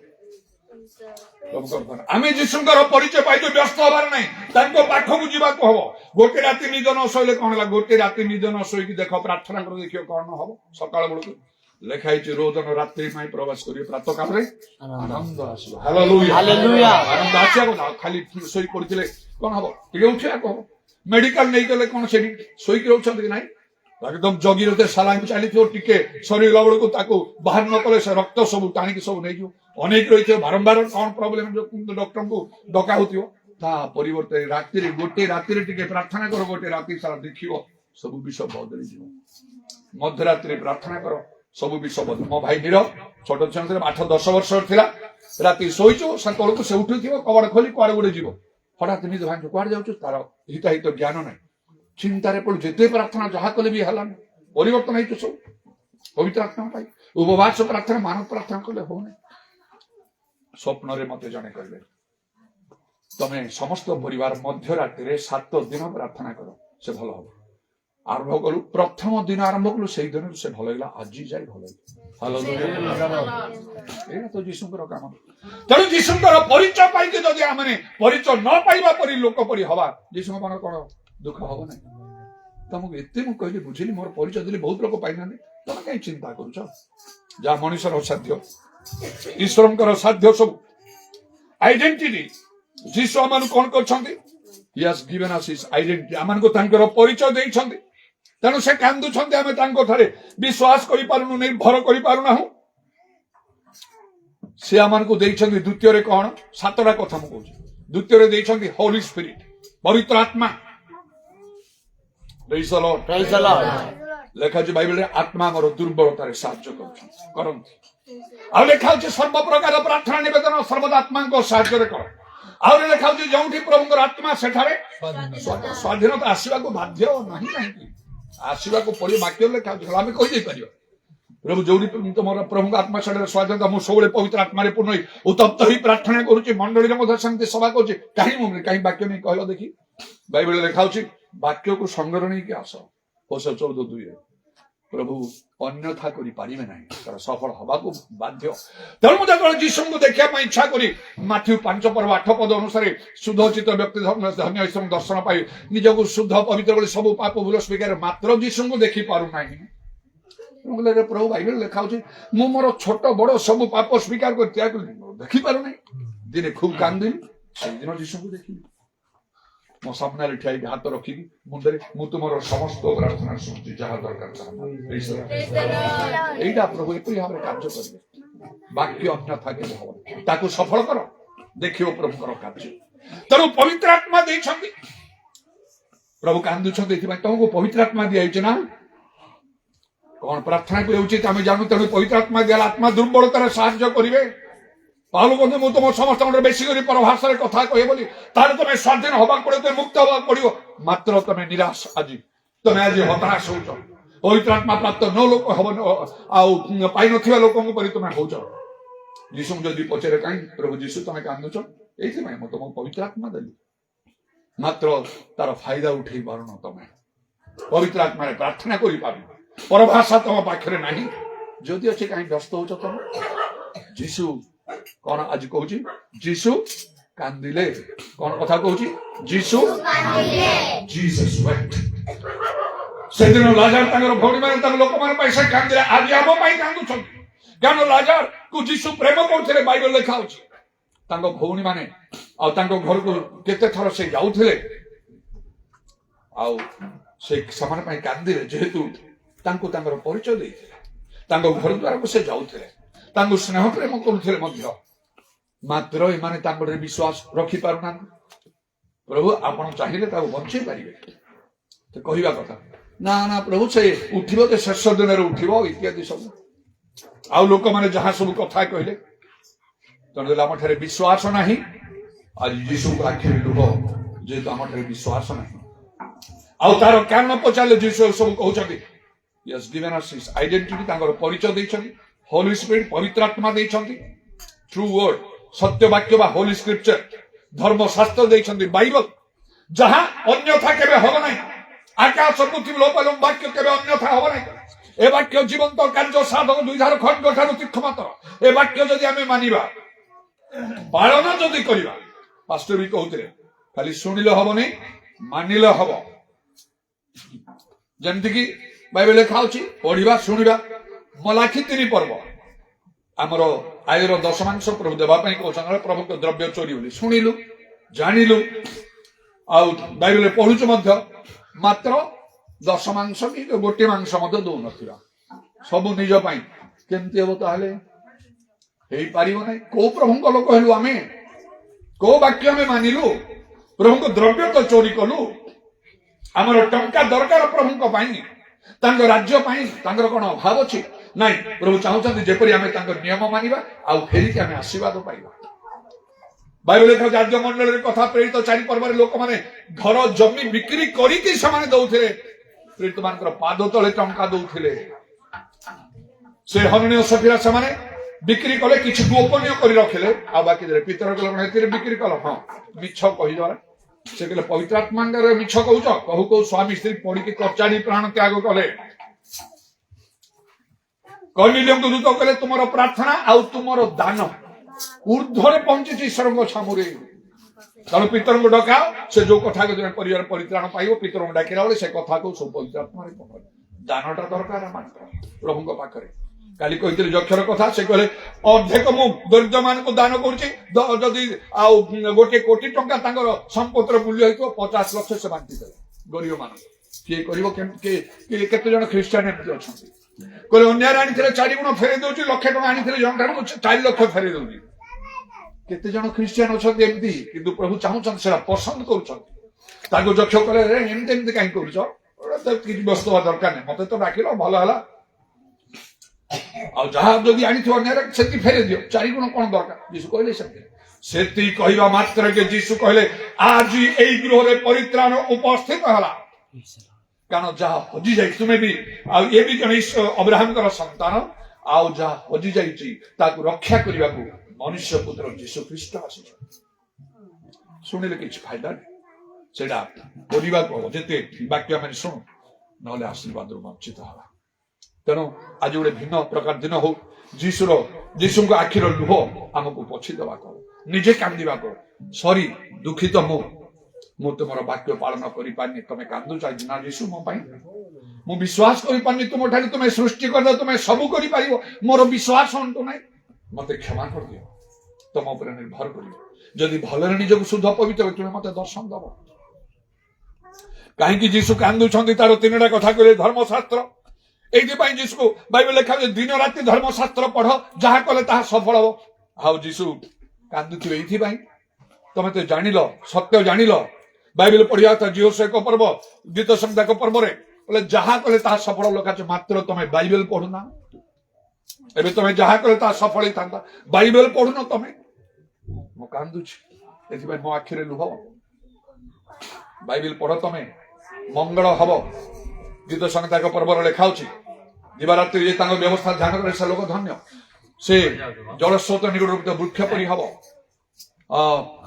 ଆଉ ତାର ପତ୍ର ମଳିନ ହବ ନାହିଁ ସୋ ସମୟରେ ଫଳ ଉତ୍ପନ୍ନ କଲେ ଯାହା କଲେ ତାହା ସଫଳ ହବ ମନସ୍ଥ କର ଯଦି ଯୀଶୁଙ୍କର ଆଖିର ଲୁହ ପୋଛିବା ପାଇଁ ଚାହୁଁଛ ଆଜି ଯେ ବାଇବେଲ ପଢୁନି ଟିକେ ସମୟ ପରେ ପ୍ରାର୍ଥନା କଲା ବେଳେ କହିବ ନିଜେ ନିଜେ କହିବ ମୁଁ ସରି ପ୍ରଭୁ ତୁମେ ଆଜି ମତେ କଥା କହିଛ ତୁମ ଦାସଙ୍କୁ ଆଣିଲ ମତେ କଥା କହିଛ ମୁଁ ବାଇବେଲ ପଢୁନା ଦୁଃଖିତ ମୁଁ ସରି ମତେ କ୍ଷମା କରିଦିଅ ଏ ଦୁଃଖ ତମକୁ ଦେବି ନାହିଁ ତମ ଆଖିର ଲୁହ ପୋଛି ଦଉଛି ମୁଁ ଆଜିଠାରୁ ଆରମ୍ଭ କରିବି ବାଇବେଲ ପଢିବାକୁ ଆଉ କଣ କରେ ନ କରେ ବାଇବେଲ ପଢିବି ଏଇଟା ଅନନ୍ତ ଜୀବନ ଇଂରେଜୀରେ BIBLE ତାର ବାଇବେଲଟା ଆଉ ଇଂରେଜୀର ତାର ୱାର୍ଡରେ ଯାହାର ଅର୍ଥରେ କହିଛନ୍ତି ବିକଜ ଇଟ୍ ବ୍ରିଙ୍ଗସ୍ ଲାଇଫ ଇଟର୍ନାଲ ଯେହେତୁ ଏହା ଅନନ୍ତ ଜୀବନ ଦିଆ ଆଉ କୌଣସି ପୁସ୍ତକ ଦେବ ସେଇଥିପାଇଁ ତ ଯେତେ ପୁସ୍ତକ ପଢିଥିଲି ସବୁକୁ ମୁଁ ପଛରେ ପକେଇଦେଲି ଏଇଟା ମତେ ଭ୍ରାନ୍ତ କରିକି ନଉଥିଲା ଏତେ ପାଠ ମତେ ଏତେ ପାଠ ପଢି କିନ୍ତୁ ଜଗତର ଜ୍ଞାନୀ ଶରଣରେ ମୂର୍ଖତା ସେଇଟା ମତେ ଭ୍ରାନ୍ତ କରୁଥିଲା ନରକ ନେଇଥାନ୍ତା ଚାକିରି କରିଥାନ୍ତି ମାତ୍ର ଡିପଲି ବାଇବେଲ ଷ୍ଟଡି କରିକି ଜୀବନରେ ପରିବର୍ତ୍ତନ ଆସିନଥାନ୍ତା ପାପ କ୍ଷମା ପାଇନଥାନ୍ତି ପବିତ୍ର ଆତ୍ମାଙ୍କ ଦାନ ପାଇନଥାନ୍ତି ଯୀଶୁଙ୍କୁ ଦର୍ଶନ କରିନଥାନ୍ତି ଜୀବନ ପୁସ୍ତକରେ ନାଁ ନ ମିଳିଲା ବେଳେ ଅଗ୍ନିମୟ ହ୍ରଦକୁ ଚାଲି ଯାଅ କହିଥାନ୍ତି ସେ ପାଠ ମତେ ବିନଷ୍ଟ କରୁଥିଲା ତେଣୁ ସବୁ ଛାଡ଼ିଦେଲି ସେଟା ଆଉ ଯୀଶୁ ପାଠ ନ ପଢି ପଣ୍ଡିତ ଆଜି ବି ସେ ପ୍ରମାଣ ପ୍ରଭୁ ଦଉଛନ୍ତି ପାଷ୍ଟର ଆଲଫନ୍ସଙ୍କର କଥା ବିଭିନ୍ନ ଜାଗାରେ ମୁଁ କହୁଛି ସେ କମ କହୁଥିବେ ମୁଁ ବହୁତ କରି କହୁଛି ଏ କଟକରେ ମିଟିଂ ସବୁଆଡେ କଣ ତାଙ୍କର ପରିବର୍ତ୍ତନ ହେଲା ପରେ ସେ ମଧ୍ୟ ଗୋଟେ ପାଠ ପଢିନାହାନ୍ତି ଭଲରେ ପରିବର୍ତ୍ତନ ହେଇଗଲା ସେ ତାଙ୍କର ସ୍ତ୍ରୀ ପିଲାମାନେ କିଏ ବି ନଥିଲେ ତାଙ୍କର ଯାହା ହଉଥିଲା ସବୁ ପିଲା ନଷ୍ଟ ହଉଥିଲେ ପ୍ରଭୁ ତାଙ୍କୁ ଧରିଲେ ଆସିଲେ ଗିଜର କିଛି ନ ରହିଲା ପରେ ଦିନ ଆସିକି ହଠାତରେ ସେ ଭାଇନା ମତେ ଟିକେ ବାଇବେଲ ଦିଅ ମୁଁ ପଢିବି ମୁଁ ହସିଲି ଥଟ୍ଟା କଲି ତାକୁ କଣ କହୁଛୁ ତୁ ବାଇବେଲ ପଢିବୁ ତୁ କୋଉଠି ପାଠ ପଢିଛୁ ତ ବି ପଢିନୁ କୋଉଠି ବାଇବେଲ କେମିତି ପଢିବୁ ଦିଅ ଭାଇନା ଗାଡ଼ି ତାକୁ ମୁଁ ଏମିତି ହସି କଲା ବେଳକୁ ମୋ ସ୍ତ୍ରୀ ଘର ଭିତରୁ ଆସି କହିଲା କଣ ହେଲା ଏ ପୁରା କହୁଛି ବାଇବେଲ ପଢିବ କହିଲି ଆଉ ଦଉନ ତମେ ଜାଣିଛ ସେ ସିଆଡୁ ଆସିଛି ଶାନ୍ତିପୁର ଆଡୁ ମୁଁ ତ ଗାଁ ଲୋକ ସେ ପାଠ କୋଉଠି ପଢିନି ବି ପଢିନାହିଁ ସେ କେମିତି ପଢିବ ସେ କହି ଚାଲିଛି ମତେ ଦିଅ ଭାଇନା ଦିଅ ଆରେ କେମିତି ଦେବି କହିଲା ତମେ ପ୍ରଚାର କରୁଥିଲ ସେଦିନ ଯୀଶୁ ପାଠ ନ ପଢି ପଣ୍ଡିତ ଥିଲେ ଯାହାର ଦରକାର ଜ୍ଞାନ ମାଗୁ ମୁଁ ପ୍ରାର୍ଥନା କଲି ଉପବାସ ପ୍ରାର୍ଥନା କରିକି ସେ କେତେ 60 ଦିନ କଣ କରିଛି ତାପରେ ହଠାତ୍ ଦିନେ ପ୍ରାର୍ଥନା ସମୟରେ 2ଟା ସ୍ୱର୍ଗ ଦୂତ ବୋଲି ମଧ୍ୟ ସେ ଏମିତି ଆକା ମୁଁ କହି ଯୋଉଠି ବି କଲେ ପ୍ରଭୁଙ୍କ ସାକ୍ଷ୍ୟ ଦେଇକି ଆଉ ତାର ସମ୍ମାନ ପାଇଁ ଜଗତ ଜ୍ଞାନ ତ ମୂର୍ଖତା ଈଶ୍ୱରଙ୍କର ଜ୍ଞାନ ପ୍ରଭୁ ଦେଇଛନ୍ତି କରି ତାକୁ ଅପମାନିତ କରିବାକୁ ନାହିଁ ବା ତମାନଙ୍କୁ କାହାକୁ ଅପମାନିତ କରିବାକୁ ନାହିଁ ମୁଁ ଯେମିତି ଭାବରେ କଥା କହିବି ତାର ସମ୍ମାନ ବଢିବା ପାଇଁ। ଦେଖ ସେ ପାଠ ପଢିଲେ, ଅନେକ ଲୋକ ପାଠ ପଢିଛ, କି ଲାଭଟା କରିବ ତମେ? ନରକ ଯିବ। କି ଲାଭଟା ହବ ସେ ପାଠ ପଢି, ସେ ଚାକିରି କରି, ସେ ବଡ ଲୋକ ହେଇକି ସମ୍ମାନ ପାଇକି? ଲାଭ କିଛି ନାହିଁ। ସେ ପାଠ ପଢିନି, ପଣ୍ଡିତ ହେଇଗଲା। କେମିତି? ସେ ଆଉ ଦୂତ ମଧ୍ୟ ସେ ଉଚ୍ଚାରଣ କରିପାରୁନାହିଁ। କହିଲା ଦିଟା ଆସିଲେ ଭାଷାରେ, ସେ କହିଲା ତାଙ୍କର 2 ଜଣ ଲୋକ ତାଙ୍କର କାନ୍ଧରେ 2ଟା ବଡ ବଡ ପେଟକା ଥିଲା ଭାଇନା ବୋଲୁଛି। କହିଛୁ ନା ନାଇଁ? ପକ୍ଷ ପକ୍ଷ ବୋଲି ବି ସେ କହିନାହିଁ, 2ଟା ବଡ ବଡ ପେଟକା ଥିଲା ଭାଇନା। ସେଠୁ ମତେ ଚାଲ ଯିବା ଉପରକୁ, ତମକୁ ଆମକୁ କୁହାଇଛି ଆସିବା ପାଇଁ, ତମକୁ ନେଇକି ଯିବା। କେମିତି ମୁଁ ଯିବି? ତମର ସିନା ପେଟକା ଅଛି, ତମେ ଯିବ, ମୋର ତ ନାହିଁ। ତମେ ଠିଆ ହୁଆ, ମତେ ନେଇଯିବ। ନେଇଗଲେ। ଯୀଶୁଙ୍କୁ ଦେଖୁଛି, ଅନେଇ ହଉନି ତାଙ୍କ ମୁଖକୁ। ସେମାନେ କହିଦେଲେ, ଯାହାଙ୍କୁ କହିଥିଲେ ଆମେ ତାଙ୍କୁ ନେଇକି ଆସିଲୁ। ଯୀଶୁ କହିଲେ, ତମେ ଯାଇକି ବାକ୍ୟ ପ୍ରଚାର କର। ସେ କହୁଛି, ମୁଁ କେମିତି କରିବି? ମୁଁ ତ ପାଠ ପଢିନି, ମୂର୍ଖ ଲୋକ, ମୁଁ କେମିତି କରିବି? ସେଠି ଗୋଟେ ସ୍କୁଲ ପଢେଇଥିଲା, ତାକୁ ଜଏନ୍ କରିଦେଲେ। ଯୀଶୁ ନିଜେ ପାଠ ପଢେଇଲେ ତାକୁ। କହିଲେ ଯାଅ, ତମେ ବାକ୍ୟ ପ୍ରଚାର କରିପାରିବ, ବାଇବେଲ ପଢିପାରିବ। ସେ 2 ଜଣ ଆଣିକି ପୁଣି ତାକୁ ଛାଡି ଦେଇକି ଚାଲିଗଲେ। ମୁଁ କହିଲି, ସେ ଯୋଉ ପେଟକା ବୋଲି କହୁଛୁ, ସେମାନେ ସ୍ୱର୍ଗଦୂତ ବୋଲେ? ହଁ ହଁ ଭାଇନା, ସ୍ୱର୍ଗଦୂତ। ଏତି ଅବସ୍ଥାରେ ସେ ଥିଲା। ଦିଅ। ଏଇଟା କହିଲା ପରେ ମୁଁ ବି ପଥର ଭଳିଆ ହେଇଗଲି। ବାପା, ଏତେ ବଡ କଥା। ଯଦି ପ୍ରକୃତରେ ସତ ହେଇଥିବ ବୋଲେ ମତେ ଧରିବେ, ଯୀଶୁ ଦେବେ, ଭଲରେ ଛେଚିବେ। ସେ ସ୍ୱର୍ଗଦୂତ ପଠେଇକି ଡରିଗଲି। ବାଇବେଲ ଆଣିକି ତାକୁ ଦେଇଦେଲି। କଣ କଲା? ଯେମିତି ଖୋଲିଦେଲା, ଗୀତ ସଂଗୀତା 1 ପର୍ବ ବାହାରିଲା ନା? ଗୀତ ସଂଗୀତା 1 ପର୍ବ ବାହାରିଲା। ଆଉ ମୋ ସାମ୍ନାରେ ଆଲଫନ୍ସ ପଢିଲା, ଯେ ପାଠ କେବେ ପଢୁନି, ପଢୁନି। ଯେଉଁ ଜଣ ଦୁଷ୍ଟମାନଙ୍କ ମନ୍ତ୍ରଣାରେ ଚାଲେ ନାହିଁ, ନିନ୍ଦକମାନଙ୍କ ସଭାରେ ବସେ ନାହିଁ, ପାପୀମାନଙ୍କ ମାର୍ଗରେ ଠିଆ ହୁଏ ନାହିଁ, ମାତ୍ର ସଦାପ୍ରଭୁଙ୍କ ବ୍ୟବସ୍ଥାରେ ଯାହା ଆମୋଦ ଥାଏ, ଯେ ଦିବାରାତ୍ରି ତା ଧ୍ୟାନ କରେ, ସେ ଲୋକ ଧନ୍ୟ। ସେ ଜଳ ରୋପିତ ବୃକ୍ଷ ପରି ହବ, ତାର ପତ୍ର ମଣିକ ହବନି। ସେ ସମୟରେ ଫଳ ଉତ୍ପନ୍ନ କରେ, ସେ ଯାହା କଲେ ତାହା ସଫଳ। ପଢିଲା, ମୁଁ ଗବା ହେଇଗଲି, ଷ୍ଟାଚ୍ୟୁ ବନିଗଲି, ମୂର୍ତ୍ତି ପରି ହେଇଗଲି। କେମିତି ଆଲଫନ୍ସ? ସେଇଦିନ ଠାରୁ ସେ ବାଇବେଲ। ହାଲେଲୁୟା। ଯେହେତୁ ଯୀଶୁ ଖ୍ରୀଷ୍ଟ କହିଲେ ଯେ ଚିରକାଳ ସମାନ ଅଟନ୍ତି, ଆଉ ସେଥିପାଇଁ ମୁଁ ଜଗତର ଜ୍ଞାନକୁ ଆଉ ମୁଁ ତୁଚ୍ଛ କରିଦେଲି, ଈଶ୍ୱରୀୟ ଜ୍ଞାନକୁ ମୁଁ ଶ୍ରେୟ ମନେ କଲି। ସେ ବାଟରେ ମୁଁ ଚାଲିଛି, ଯଦ୍ୱାରା ମୁଁ ଉଦ୍ଧାର ପାଇଛି, ଅନେକ ଲୋକ ମଧ୍ୟ ଉଦ୍ଧାର ପାଇବେ। ଆଉ ଏଇ ଜଗତର ଜ୍ଞାନ ନାହିଁ, ଏ ଆତ୍ମିକ ସ୍ୱର୍ଗୀୟ ଈଶ୍ୱର ବିଷୟକ ଧର୍ମଶାସ୍ତ୍ର ସମ୍ବନ୍ଧୀୟ ଜ୍ଞାନ ନଥିଲେ, ବାଇବେଲ ଲେଖା ହେଲା କଣ? ଅନ୍ୟମାନ ନାହିଁ, ଅନ୍ୟ ଧର୍ମର ଲୋକ ନାହିଁ, ଅନ୍ୟ ଜାତିର ଲୋକ ନାହିଁ। ଆଉ ବାଇବେଲ ଲେଖା ହଉଛି, ଆମ୍ଭର ଲୋକମାନେ, ପ୍ରଭୁଙ୍କ ଲୋକମାନେ, ଯୀଶୁଙ୍କ ଲୋକମାନେ, ଖ୍ରୀଷ୍ଟିଆନ ଲୋକମାନେ ବିନଷ୍ଟ ହେବେ। ଲେଖା ହେଇନି ବିନଷ୍ଟ ହେଇଛନ୍ତି। ଆମେ ଖ୍ରୀଷ୍ଟିଆନ ହେଇଛୁ, ସ୍ୱର୍ଗ ଚାଲିଯିବା, ସେ କଥା ଭୁଲି ଯାଆନ୍ତି। ଅନେକ ଚେଷ୍ଟା କରିବେ, ପାରିବେ ନାହିଁ। ସେଦିନ ସେ ପୁସ୍ତକରେ, ଜୀବନ ପୁସ୍ତକରେ ନାମ ନ ମିଳେ, ଅଗ୍ନିମ ହ୍ରଦରେ, ନରକରେ ତାକୁ ପକା ହବ। ଖ୍ରୀଷ୍ଟିଆନ ମାନଙ୍କୁ କାନ୍ଦିବାକୁ ହବ ପାପ ପାଇଁ, ବାଇବେଲ ପଢିବାକୁ ହବ ଦିନ ରାତି, ପ୍ରଭୁଙ୍କର ବାକ୍ୟ ଶିକ୍ଷା ପ୍ରକୃତ ଲୋକମାନଙ୍କର ଗ୍ରହଣ କରିବାକୁ ହବ, ବଦଳି ଯିବାକୁ ହବ, ବାଇବେଲ ମାନିବାକୁ ହବ, ବିଶ୍ୱସ୍ତରରେ ପ୍ରଭୁଙ୍କର ସେବା କରିବାକୁ ହବ, ଉପବାସ କରିବାକୁ ହବ, ପବିତ୍ର ଆତ୍ମାଙ୍କ ଦାନ ପାଇବାକୁ ହବ। ସୁଯୋଗ ଦେଲେ ମାତ୍ର ଆମେ ତାକୁ ପଢୁନାହୁଁ, ତାକୁ ମାନୁନାହୁଁ। ତେଣୁ ସେଦିନ ଯୀଶୁ କାନ୍ଦୁଥିଲେ। ଆଉ ସେ ଲାଜାର କବର ନିକଟରେ ତାଙ୍କର ଭଉଣୀ ମାନେ ମାର୍ଥା, ମରିୟମ ଆଉ ଅନେକ ଯିହୁଦୀ ଲୋକମାନେ ଥିଲେ, ସେମାନଙ୍କ ନିମନ୍ତେ। ଆଉ ଯୀଶୁ କାନ୍ଦୁଛନ୍ତି ଆଜି ଆମ ପାଇଁ। କଣ ପାଇଁ?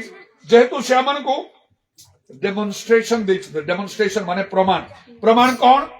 ଆମେ ପ୍ରାର୍ଥନା କରୁଛୁ, ମୁଁ କରିଛି, ତମାନେ ମଧ୍ୟ କରିଛ, ରୋଗ ସୁସ୍ଥ ହେଇଛି, ଭୂତ ଛାଡିଛି, ଆଶ୍ଚର୍ଯ୍ୟ କର୍ମ ମାନ ହେଇଛି। ହାଲେଲୁୟା, ପ୍ରେଜ୍ ଦ ଲର୍ଡ, ପ୍ରେଜ୍ ଦ ଲର୍ଡ, ହାଲେଲୁୟା, ହାଲେଲୁୟା। ଆମଙ୍କର ପ୍ରାର୍ଥନାରେ ଅନେକ ଆଶ୍ଚର୍ଯ୍ୟ କର୍ମ ହେଇଛି, ମାନେ ପ୍ରମାଣ ଦେଇଛନ୍ତି ପ୍ରଭୁ। ତମେ ପ୍ରକୃତ ବିଶ୍ୱାସୀ, ମୋ ନାମରେ ଭୂତ ଛଡେଇ ପାରିବ, ପୀଡ଼ିତ ଉପରେ ହାତ ରଖିଲେ ସୁସ୍ଥ ହେଇପାରିବ। ଆଉ ବିଶ୍ୱାସ କରି ପ୍ରାର୍ଥନାରେ ଯାହା ମାଗିଲେ ତାହା ପାଇବେ। ଏଇଟା ମୋ ଦ୍ୱାରା, ତମାନଙ୍କ ଦ୍ୱାରା ମଧ୍ୟ ସବୁ ହେଇଛି। ଏଇଟା ପାଇଁ ମୁଁ ଦର୍ପ କରେ ବାହାରେ, ଯେତେବେଳେ ପ୍ରଭୁଙ୍କର ବାକ୍ୟ ପ୍ରଚାର କରେ, ସେ ସହର ଯୋଉଠି ଯୋଉଠି ଆମର ସଂସ୍ଥା ନାହିଁ। ଆମର କେମିତିକା ସଂସ୍ଥା? ବେନାମୀ ସଂସ୍ଥା। ବେନାମୀ ସଂସ୍ଥା, ଇଂଲିଶରେ ଅନୋନିମସ୍ ଅର୍ଗାନାଇଜେସନ, ଯାହାର ନାଁ ନାହିଁ। ଅନେକ ସେ ନାଁ ଥିବା ସଂସ୍ଥା ଗୁଡାକ ଭାଙ୍ଗି ଯାଉଛି। ଆମର ବେନାମୀ ସଂସ୍ଥା ଚାଲିଛି 44 ବର୍ଷ ଉପରେ ହେଲା। ପ୍ରେଜ୍ ଦ ଲର୍ଡ। ଯୀଶୁଙ୍କ ଆଗମନ ପର୍ଯ୍ୟନ୍ତ ଚାଲିବ ସେଇଟା। ସଂସ୍ଥା ବନେଇବା ପାଇଁ ବାଇବେଲ ଲେଖା ହିଁ ନାହିଁ, ବାଇବେଲ ଲେଖା ହଉଛି ମଣ୍ଡଳୀ ଗଢିବା। ହାଲେଲୁୟା, ସେ କାର୍ଯ୍ୟ କରିକି ଆମେ ଚାଲୁଛୁ। ସଂସ୍ଥା କରିବା ନିହାତି ଆବଶ୍ୟକ ଥିଲେ ମୁଁ କରିଥାନ୍ତି, ଏବେ ବି ଇଚ୍ଛା କଲେ କରିବି। ମୂର୍ଖ ଲୋକଟା ତ ନାହିଁ, ବହୁତ କମ ପାଠ ସାଠ ପଢିକି ସହରରେ ସବୁ ଛୋଟ ବଡ ସଂସ୍ଥା କରିକି ବୁଲୁଛନ୍ତି ମୋ ମୁଣ୍ଡରେ କଣ ସେଥିରେ ମୁଁ ବହୁତ ଭାବେ କରିଥାନ୍ତି ନାହିଁ। ବାଇବେଲ ଯାହା କହୁଛି ତା ବାହାରକୁ ଏ ପାଖ ପାଖ ମୁଁ ହେବି ନାହିଁ କହିବି। ଅନେକ ବାଧା ପ୍ରତିବନ୍ଧକ ତାଡ଼ନା ସବୁ ଭିତରେ ମଧ୍ୟ ଦେଖ କେହି ମତେ କହିଲେ ଗୋଟେ କାମ କର, କିନ୍ତୁ ଲୋକମାନେ ଭ୍ରାନ୍ତ କରିବା ପାଇଁ ସବୁ ଆସିବେ। ଚାରିଆଡେ ବୁଲି କାମ କରୁଛ ନା, ତମର ପ୍ରୋଟେକ୍ସନ ପାଇଁ ସୁରକ୍ଷା ପାଇଁ ଆଉ ତମେ ଗଭର୍ଣ୍ଣମେଣ୍ଟ ଠାରୁ କିଛି ଗୋଟିଏ ଆମେ ସବୁ ଗୋଟେ କରିଛୁ, ତମେ କଣ କରିବ ଆଉ ଗୋଟେ ଲାଇସେନ୍ସ ତମେ ନେଇଯିବ, ଲାଇସେନ୍ସ ଗୋଟେ ସାର୍ଟିଫିକେଟ ପ୍ରଚାର କରିବ। ଜଣେ ମତେ କହିଥିଲେ ତମର ପ୍ରଚାର କରିବାର ସାର୍ଟିଫିକେଟ କାହିଁ, ବାଇବେଲରେ ଅଛି, ବାଇବେଲରେ କୁହାଯାଇଛି ଆଉ ସବୁ ଜାତିର ଲୋକମାନଙ୍କ ନିକଟକୁ ତମେ ଯିବ ସୁସମାଚାର ଘୋଷଣା କରିବ। ଏଇଟା ସାର୍ଟିଫିକେଟ ବାଇବେଲର, ଆଉ କିଛି ନାହିଁ। ଗଭର୍ଣ୍ଣମେଣ୍ଟ ଠାରୁ ନେବା ପାଇଁ କୁହା ହିଁ ନାହିଁ, ଗୋଟା ନଉନି। ସେ ଗାଳି ଗୁଲଜ କରିବେ ଏମିତି ସେମିତି ଦେଶର ନିୟମ ଥାଉ। ଦେଶର ନିୟମ ନାହିଁ, ପ୍ରଥମେ ଆମେ ଈଶ୍ୱରଙ୍କର ନିୟମ ମାନିବାକୁ ହବ।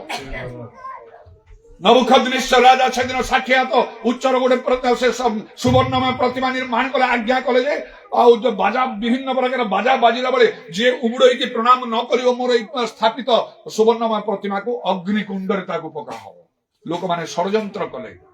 ଦାନିଏଲଙ୍କର ସଙ୍ଗୀ ମାନେ କୋଉମାନେ? 3 ଜଣ, ହରଣୀ, ଐଶ୍ୱର୍ଯ୍ୟ, ମିଶାଏଲ। ରାଜା ସେମାନଙ୍କୁ ନାଇଁ ଦେଇଥିଲେ ସଦ୍ରକ, ମେଶକ, ଅବେଦନେଗୋ। ଦେଖିଲେ ସେମିତି ବାଜା ବିଭିନ୍ନ ପ୍ରକାର ବାଜା ବାଜିଲେ ସମସ୍ତେ ଉଡେଇ ପ୍ରଣାମ କରୁଛନ୍ତି। 60 ହାତ ଉଚ୍ଚା ସୁନାର ଆଉ ସେ ପ୍ରତିମା ଦେବତା ସେ ବନେଇଛି, ସମସ୍ତେ କରୁଛନ୍ତି। ଇଆଡେ ଅଗ୍ନିକୁଣ୍ଡ ଜଳୁଛି। ଲୋକମାନେ ତ ଷଡଯନ୍ତ୍ର କଲେ, ମହାରାଜ ଦେଖ ଆପଣଙ୍କ ଦେଶରେ 3 ଜଣ ଯୁବା ଲୋକ ଅଛନ୍ତି, ଏ ଜିହୁଦା ଦେଶରୁ ଆସିଛନ୍ତି, ଆପଣ ଯୁଦ୍ଧ କରି ବନ୍ଦୀ କରି ଏମାନଙ୍କୁ ଆଣିଛନ୍ତି, ଏମାନେ ଆପଣଙ୍କର ଦେବତା ମାନଙ୍କୁ ପ୍ରଣାମ କରୁନାହାନ୍ତି। ଏଇ ସଦରମେଶ୍ୱର ଆସ, ମୁଁ କଣ ଶୁଣୁଛି ତମ ବିଷୟରେ, ଏଇଆ ମୋ ହାତରୁ କୋଉ ଦେବତା ଉଦ୍ଧାର କରିପାରିବ ଯେ ତମର ପରମେଶ୍ୱର ଉଦ୍ଧାର କରିବ? ଅଗ୍ନିକୁଣ୍ଡରେ ପଡିବ। ଦେଖ ମୁଁ ତମକୁ ଆଉ ଗୋଟେ ଚାନ୍ସ ଦେଲି, ଏବେ ଯେତେବେଳେ ବାଜା ବାଜିବ ଉଡେଇ ପ୍ରଣାମ କରିବ ମୋର ସ୍ଥାପିତ ପ୍ରତିମା ଦେବତାକୁ, ନାହିଁ ତ ଅଗ୍ନିକୁଣ୍ଡରେ ପଡିବ। ସଦରମେଶ୍ୱର ଭଜନକୁ କଣ କହିଲେ? ଏ ମହାରାଜ ଏଇ ବିଷୟରେ ଆପଣଙ୍କୁ ଆମର କହିବାର କିଛି ଆବଶ୍ୟକ ନାହିଁ। ଯଦି ସେପରି ହୁଏ ଆମେ ଯୋଉ ପରମେଶ୍ୱରଙ୍କର ସେବା କରୁଛୁ ସେମାନଙ୍କୁ ଉଦ୍ଧାର କରିବେ ଆପଣଙ୍କ ହସ୍ତରୁ ଏ ଅଗ୍ନିକୁଣ୍ଡରୁ, ନ କଲେ ନାହିଁ ମାତ୍ର ଆମେ ଆପଣଙ୍କର ଦେବତାର ପ୍ରଣାମ କରିପାରିବୁ ନାହିଁ। ରାଜା ରାଗିଗଲେ, କହିଲେ ଅଗ୍ନିକୁଣ୍ଡକୁ 7 ଗୁଣରେ ଉତ୍ତପ୍ତ କର। ଉତ୍ତପ୍ତ କରାଗଲା, ପକାଅ ସେଠି। ସେ ସୈନ୍ୟମାନେ ନେଇ ସେମାନଙ୍କୁ ଧରି ପକେଇଲେ। ଆଉ ସେ ଅଗ୍ନିର ଉତ୍ତାପ ଏତେ ଥିଲା ଯେ ଯୋଉ ସୈନ୍ୟମାନେ ଧରିଥିଲେ ସେ ଅଗ୍ନି ଉତ୍ତାପରେ ମାନେ ମରିଗଲେ। ମାତ୍ର ରାଜା ଦେଖିଲେ ଏ 3 ଜଣଙ୍କ ଭିତରେ ଆଉ ଜଣେ ଲୋକ ବୁଲୁଛନ୍ତି, ସେ କେମିତି ଦେଖିବାକୁ? ଦେବପୁତ୍ରଙ୍କ ସଦୃଶ। ହାଲେଲୁୟା। ମନୋଯୋଗ କରି ଶୁଣ, ମାନ୍ଦା ହବନି, କିଛି ବେନିଫିଟ ନେଇକି ଯିବନି, ଖାଲି ଗିଜାରେ ବସୁଛ ଯାଉଛ, ଲାଭଟା କଣ ଅଛି? ମନୋଯୋଗ କରି ଶୁଣ। ମୋର ଶରୀର ଦୁର୍ବଳ, ତା ଭିତରେ ମୋର ସବୁ ଶକ୍ତି ପ୍ରୟୋଗ କରି ପବିତ୍ର ଆତ୍ମାଙ୍କର ଶକ୍ତିରେ ପ୍ରଭୁଙ୍କର ଆହ୍ୱାନକୁ ନେଇକି ମୋର ବାକ୍ୟ କହୁଛି, ଶୁଣ, ଭିତରେ ଗ୍ରହଣ କର, ମଙ୍ଗଳ ହବ ତମେ। ସେ ରାଜା କହିଲେ, ଦେଖ ମୁଁ ଦେଖୁଛି 3 ଜଣଙ୍କୁ ଆମେ ବାନ୍ଧିଥିଲୁ, ଏବେ ସେମାନେ ମୁକ୍ତ ହେଇଛନ୍ତି। ଆଉ କଣ 4ର୍ଥ ଜଣ ଦେବପୁତ୍ର ପରି ଦେଖାଯାଉଛନ୍ତି, ମାନେ ସେ କିଏ? ସେ ହେଉଛନ୍ତି ଯୀଶୁ ଖ୍ରୀଷ୍ଟ। ହାଲେଲୁୟା। ଦେବପୁତ୍ର ପରି ଦେଖାଯାଉଛନ୍ତି। ତାପରେ ସେ ରାଜା ଚିତ୍କାର କଲେ, ହେ ପରାତ୍ପର ଈଶ୍ୱରଙ୍କର ଦାସ ମାନେ ବାହାରି ଆସ। ବାହାରିଲା ପରେ ତାଙ୍କ ଦେହରେ ଅଗ୍ନିର କୌଣସି ପ୍ରଭାବ ନାହିଁ। ରାଜା ଆଜ୍ଞା କରିଦେଲେ, ମୋ ଦେଶର ଯଦି କୌଣସି ଲୋକ ଏ ସଦର ମେଶକ ଅବେଦନେଗୋର ପରମେଶ୍ୱରଙ୍କ ବିରୁଦ୍ଧରେ କଥା କହିବ, ତାର ଗୃହ ଖତରାଶି ହବ, ଆଉ ଏଇପରି ଭାବରେ ତାକୁ ବଦ୍ଧ କରାଯିବ। ସେ ଆଉ କୌଣସି ଲୋକ ରକ୍ଷା ପାଇପାରିବ ନାହିଁ। ଆଉ ସେ ସେମାନଙ୍କ ଉପରକୁ ଉଠିବ। କେମିତି ପ୍ରଭୁ ସୁରକ୍ଷା ଦଉଛନ୍ତି ଦେଖ। ଏମିତି ସୁରକ୍ଷା କିଏ ଦେବ? କେତେ ବର୍ଷ ତଳେ ଆମ ଭାରତରେ ଜଣେ ପ୍ରଧାନମନ୍ତ୍ରୀ ଥିଲେ, ସ୍ତ୍ରୀ ଲୋକ, ତାଙ୍କ ନାଁ ଇନ୍ଦିରା ଗାନ୍ଧୀ। ସେ କେମିତି ମଲେ? ତାଙ୍କର ନିଜର ଅଙ୍ଗରକ୍ଷୀ ମାନେ ଯୋଉମାନେ ତାଙ୍କୁ ସୁରକ୍ଷା ଦଉଥିଲେ ସବୁବେଳେ, ସେମାନେ ତାଙ୍କୁ ଫାୟାର କଲେ, ଆଉ ସେ ମଲେ। ବିରୋଧୀ ଦଳ ଲୋକମାନେ କଣ କଲେ? ନେତା ମାନେ ଇଲେକ୍ସନରେ ଜିତିବା ପାଇଁ ଯୋଉ ପ୍ରଧାନମନ୍ତ୍ରୀ ଦେଶର ନିଜକୁ ରକ୍ଷା କରିପାରୁନାହାନ୍ତି, ସେ କୋଉଠି ଦେଶକୁ ରକ୍ଷା କରିବେ? ବିରୋଧୀ ମାନଙ୍କ ପାଇଁ ସେଟା ମିଳିଲା କହିବା। ସେମିତି ପ୍ରଧାନମନ୍ତ୍ରୀ କି ଯଦି ରକ୍ଷା ପାରୁନାହାନ୍ତି, ଆମେ କିଏ? କୋଉ ମନ୍ତ୍ରୀ ବି ନାହିଁ, ଆମେ ପ୍ରଧାନ ନାହିଁ କି କ୍ଷୁଦ୍ର ନାହିଁ କି କିଛି ନାହିଁ। ପ୍ରଭୁ କେମିତି ରକ୍ଷା କରୁଛନ୍ତି ଦେଖ। ମୁଁ ଥରେ ସ୍ୱପ୍ନରେ ଦେଖିଲି, ହଁ ଯୋଉ ଯାଇଛି ବିଭିନ୍ନ ଜାଗାକୁ ଯାଇଛି, ଆଉ ସେ ଥରେ ଯଶବନ୍ତପୁରରେ ମୁଁ ମିଟିଂ ଯେତେବେଳେ ଯାଇଛି, ଯଶବନ୍ତପୁରକୁ କିଶୋର ତୋର ମୋର ଯାଇଥିଲୁ ଦଶମନ୍ତପୁର। आम खाइचु आउ ईश्वर सांसन पास्ट मन थी कि ना आउ खाई सारा गोटे मीटिंग नहीं कि हजार हजार लोग से मत माइंड स्पिरिट डाक आउ मीटिंग नहीं कि आसी आम सब खाइबा गलु लंच बाहर बेलू केते 4-5 जन जुआ लोक मान ठिया कर मत कहले आज्ञा एम प्रार्थना करूँ बोले मैंने कि मुंड पोती अच्छा एमाने गोटे दल गढ़ी थे आपण को आसिले अटैक करेंगे कह मारे बोले तुम मत जनइल ना कहीं किसी मु स्वप्न देखुली मत गोड़ लोके मारे मुझे देखुली कहीं तुम किसी ना आज्ञा सेमती आप कही आप आसी न था बहुत बढ़िया कथा आसी न था मतलब आसिक मरी भल ही था छाड़ प्रभु तुम रक्षा कले तेणु कौन है जो मेन लीडर थिला आपण आसबार 3 दिन अच्छे पारालिसिस अटैक कर मरीगला से ब्रह्मपुर मेडिकल ने फेरिक आने मरीगला से नहीं 3 दिन अच्छी सप्ताह कौन अच्छी से मरीगला एम दल छिन छतर होगा अच्छा आने डरी जाइए आम मीटिंग को सब जोग दौरान खाइबार सब रांधुंट से बाबू पाखु टिके नियो से आम प्रार्थना करेंगे ठिया अच्छा मुझे प्रार्थना करी मत तो प्रभु रक्षा करे बाइबल प्रतिज्ञा अच्छी कौन मस्तक गोटे केश नष्ट यहीटा आम विश्वास करवा ना सरकार विश्वास करना पुलिस डिपार्टमेंट विश्वास करवा कौ पुलिस केते दिन रक्षा करवा पुलिस रक्षा कले सेटा कौन आमर कौन साक्ष्य कि लोक कहे ये जड़े प्रभु लोक नहीं मोर साक्ष्य धर प्रभु लोक बोली कहे मुंड नई जीव से आमर धीरेन बाबू फेसबुक भल भल कमेंट देवे दिन लिखा सार आपणकर धर्म जीवन आपणकर जो आदर्श सहर अच्छे पाठ पढ़ी एमती कार्य कर देखिले आप मुंड नुई जाऊँगी मुंड नुईवा बाध्य हम बाइबल देखा मनुष्यर साहाय्य वृथा से बाटर मुझे केवे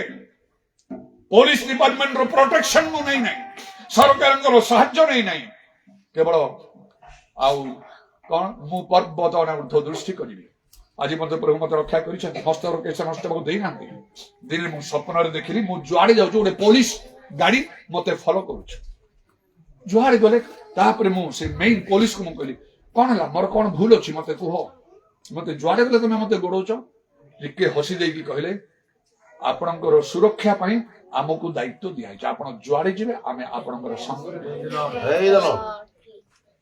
लिखाई ना जो मैंने सदा प्रभु को भय करती दूत मैंने चारिआडे छाउणी कर उद्धार करना हालेलुया एटा हमर साक्ष्य ए बाटरे मु आसीची साक्ष्य ठारू अधिक बड़ कथा किसी ना वाक्य कहले दरकार लोक ज्ञान बुद्धि सबुरे जड़े प्रभु लोक बोली तार ओजन जना पड़े तार साक्ष्य कौन ये जहाँ कहूँ से कहूँ कौन तार जीवन रे लोक समस्ते आम को देखी जापारे सावधान हवा को पड़ो से तबे कौन कहूँ आज जीशु कांदुंट आम आखिर लुह कहीं आम तो विश्वास नहीं आउ कौन डेमोन्स्ट्रेशन प्रमाण से देइछंती अनेक अनेक आश्चर्य कर्म मान साधन आम द्वारा तेणु जीशु आज कह अनेक कार्य तुम प्रार्थना उत्तर देकी तुम कार्य कर आश्चर्य कर्म मान आज कहीं तुम डाउन हो आज कौन तुम तुम द्वारा सेमती आश्चर्य कर्म हम ना कुआड़े गला तुम विश्वास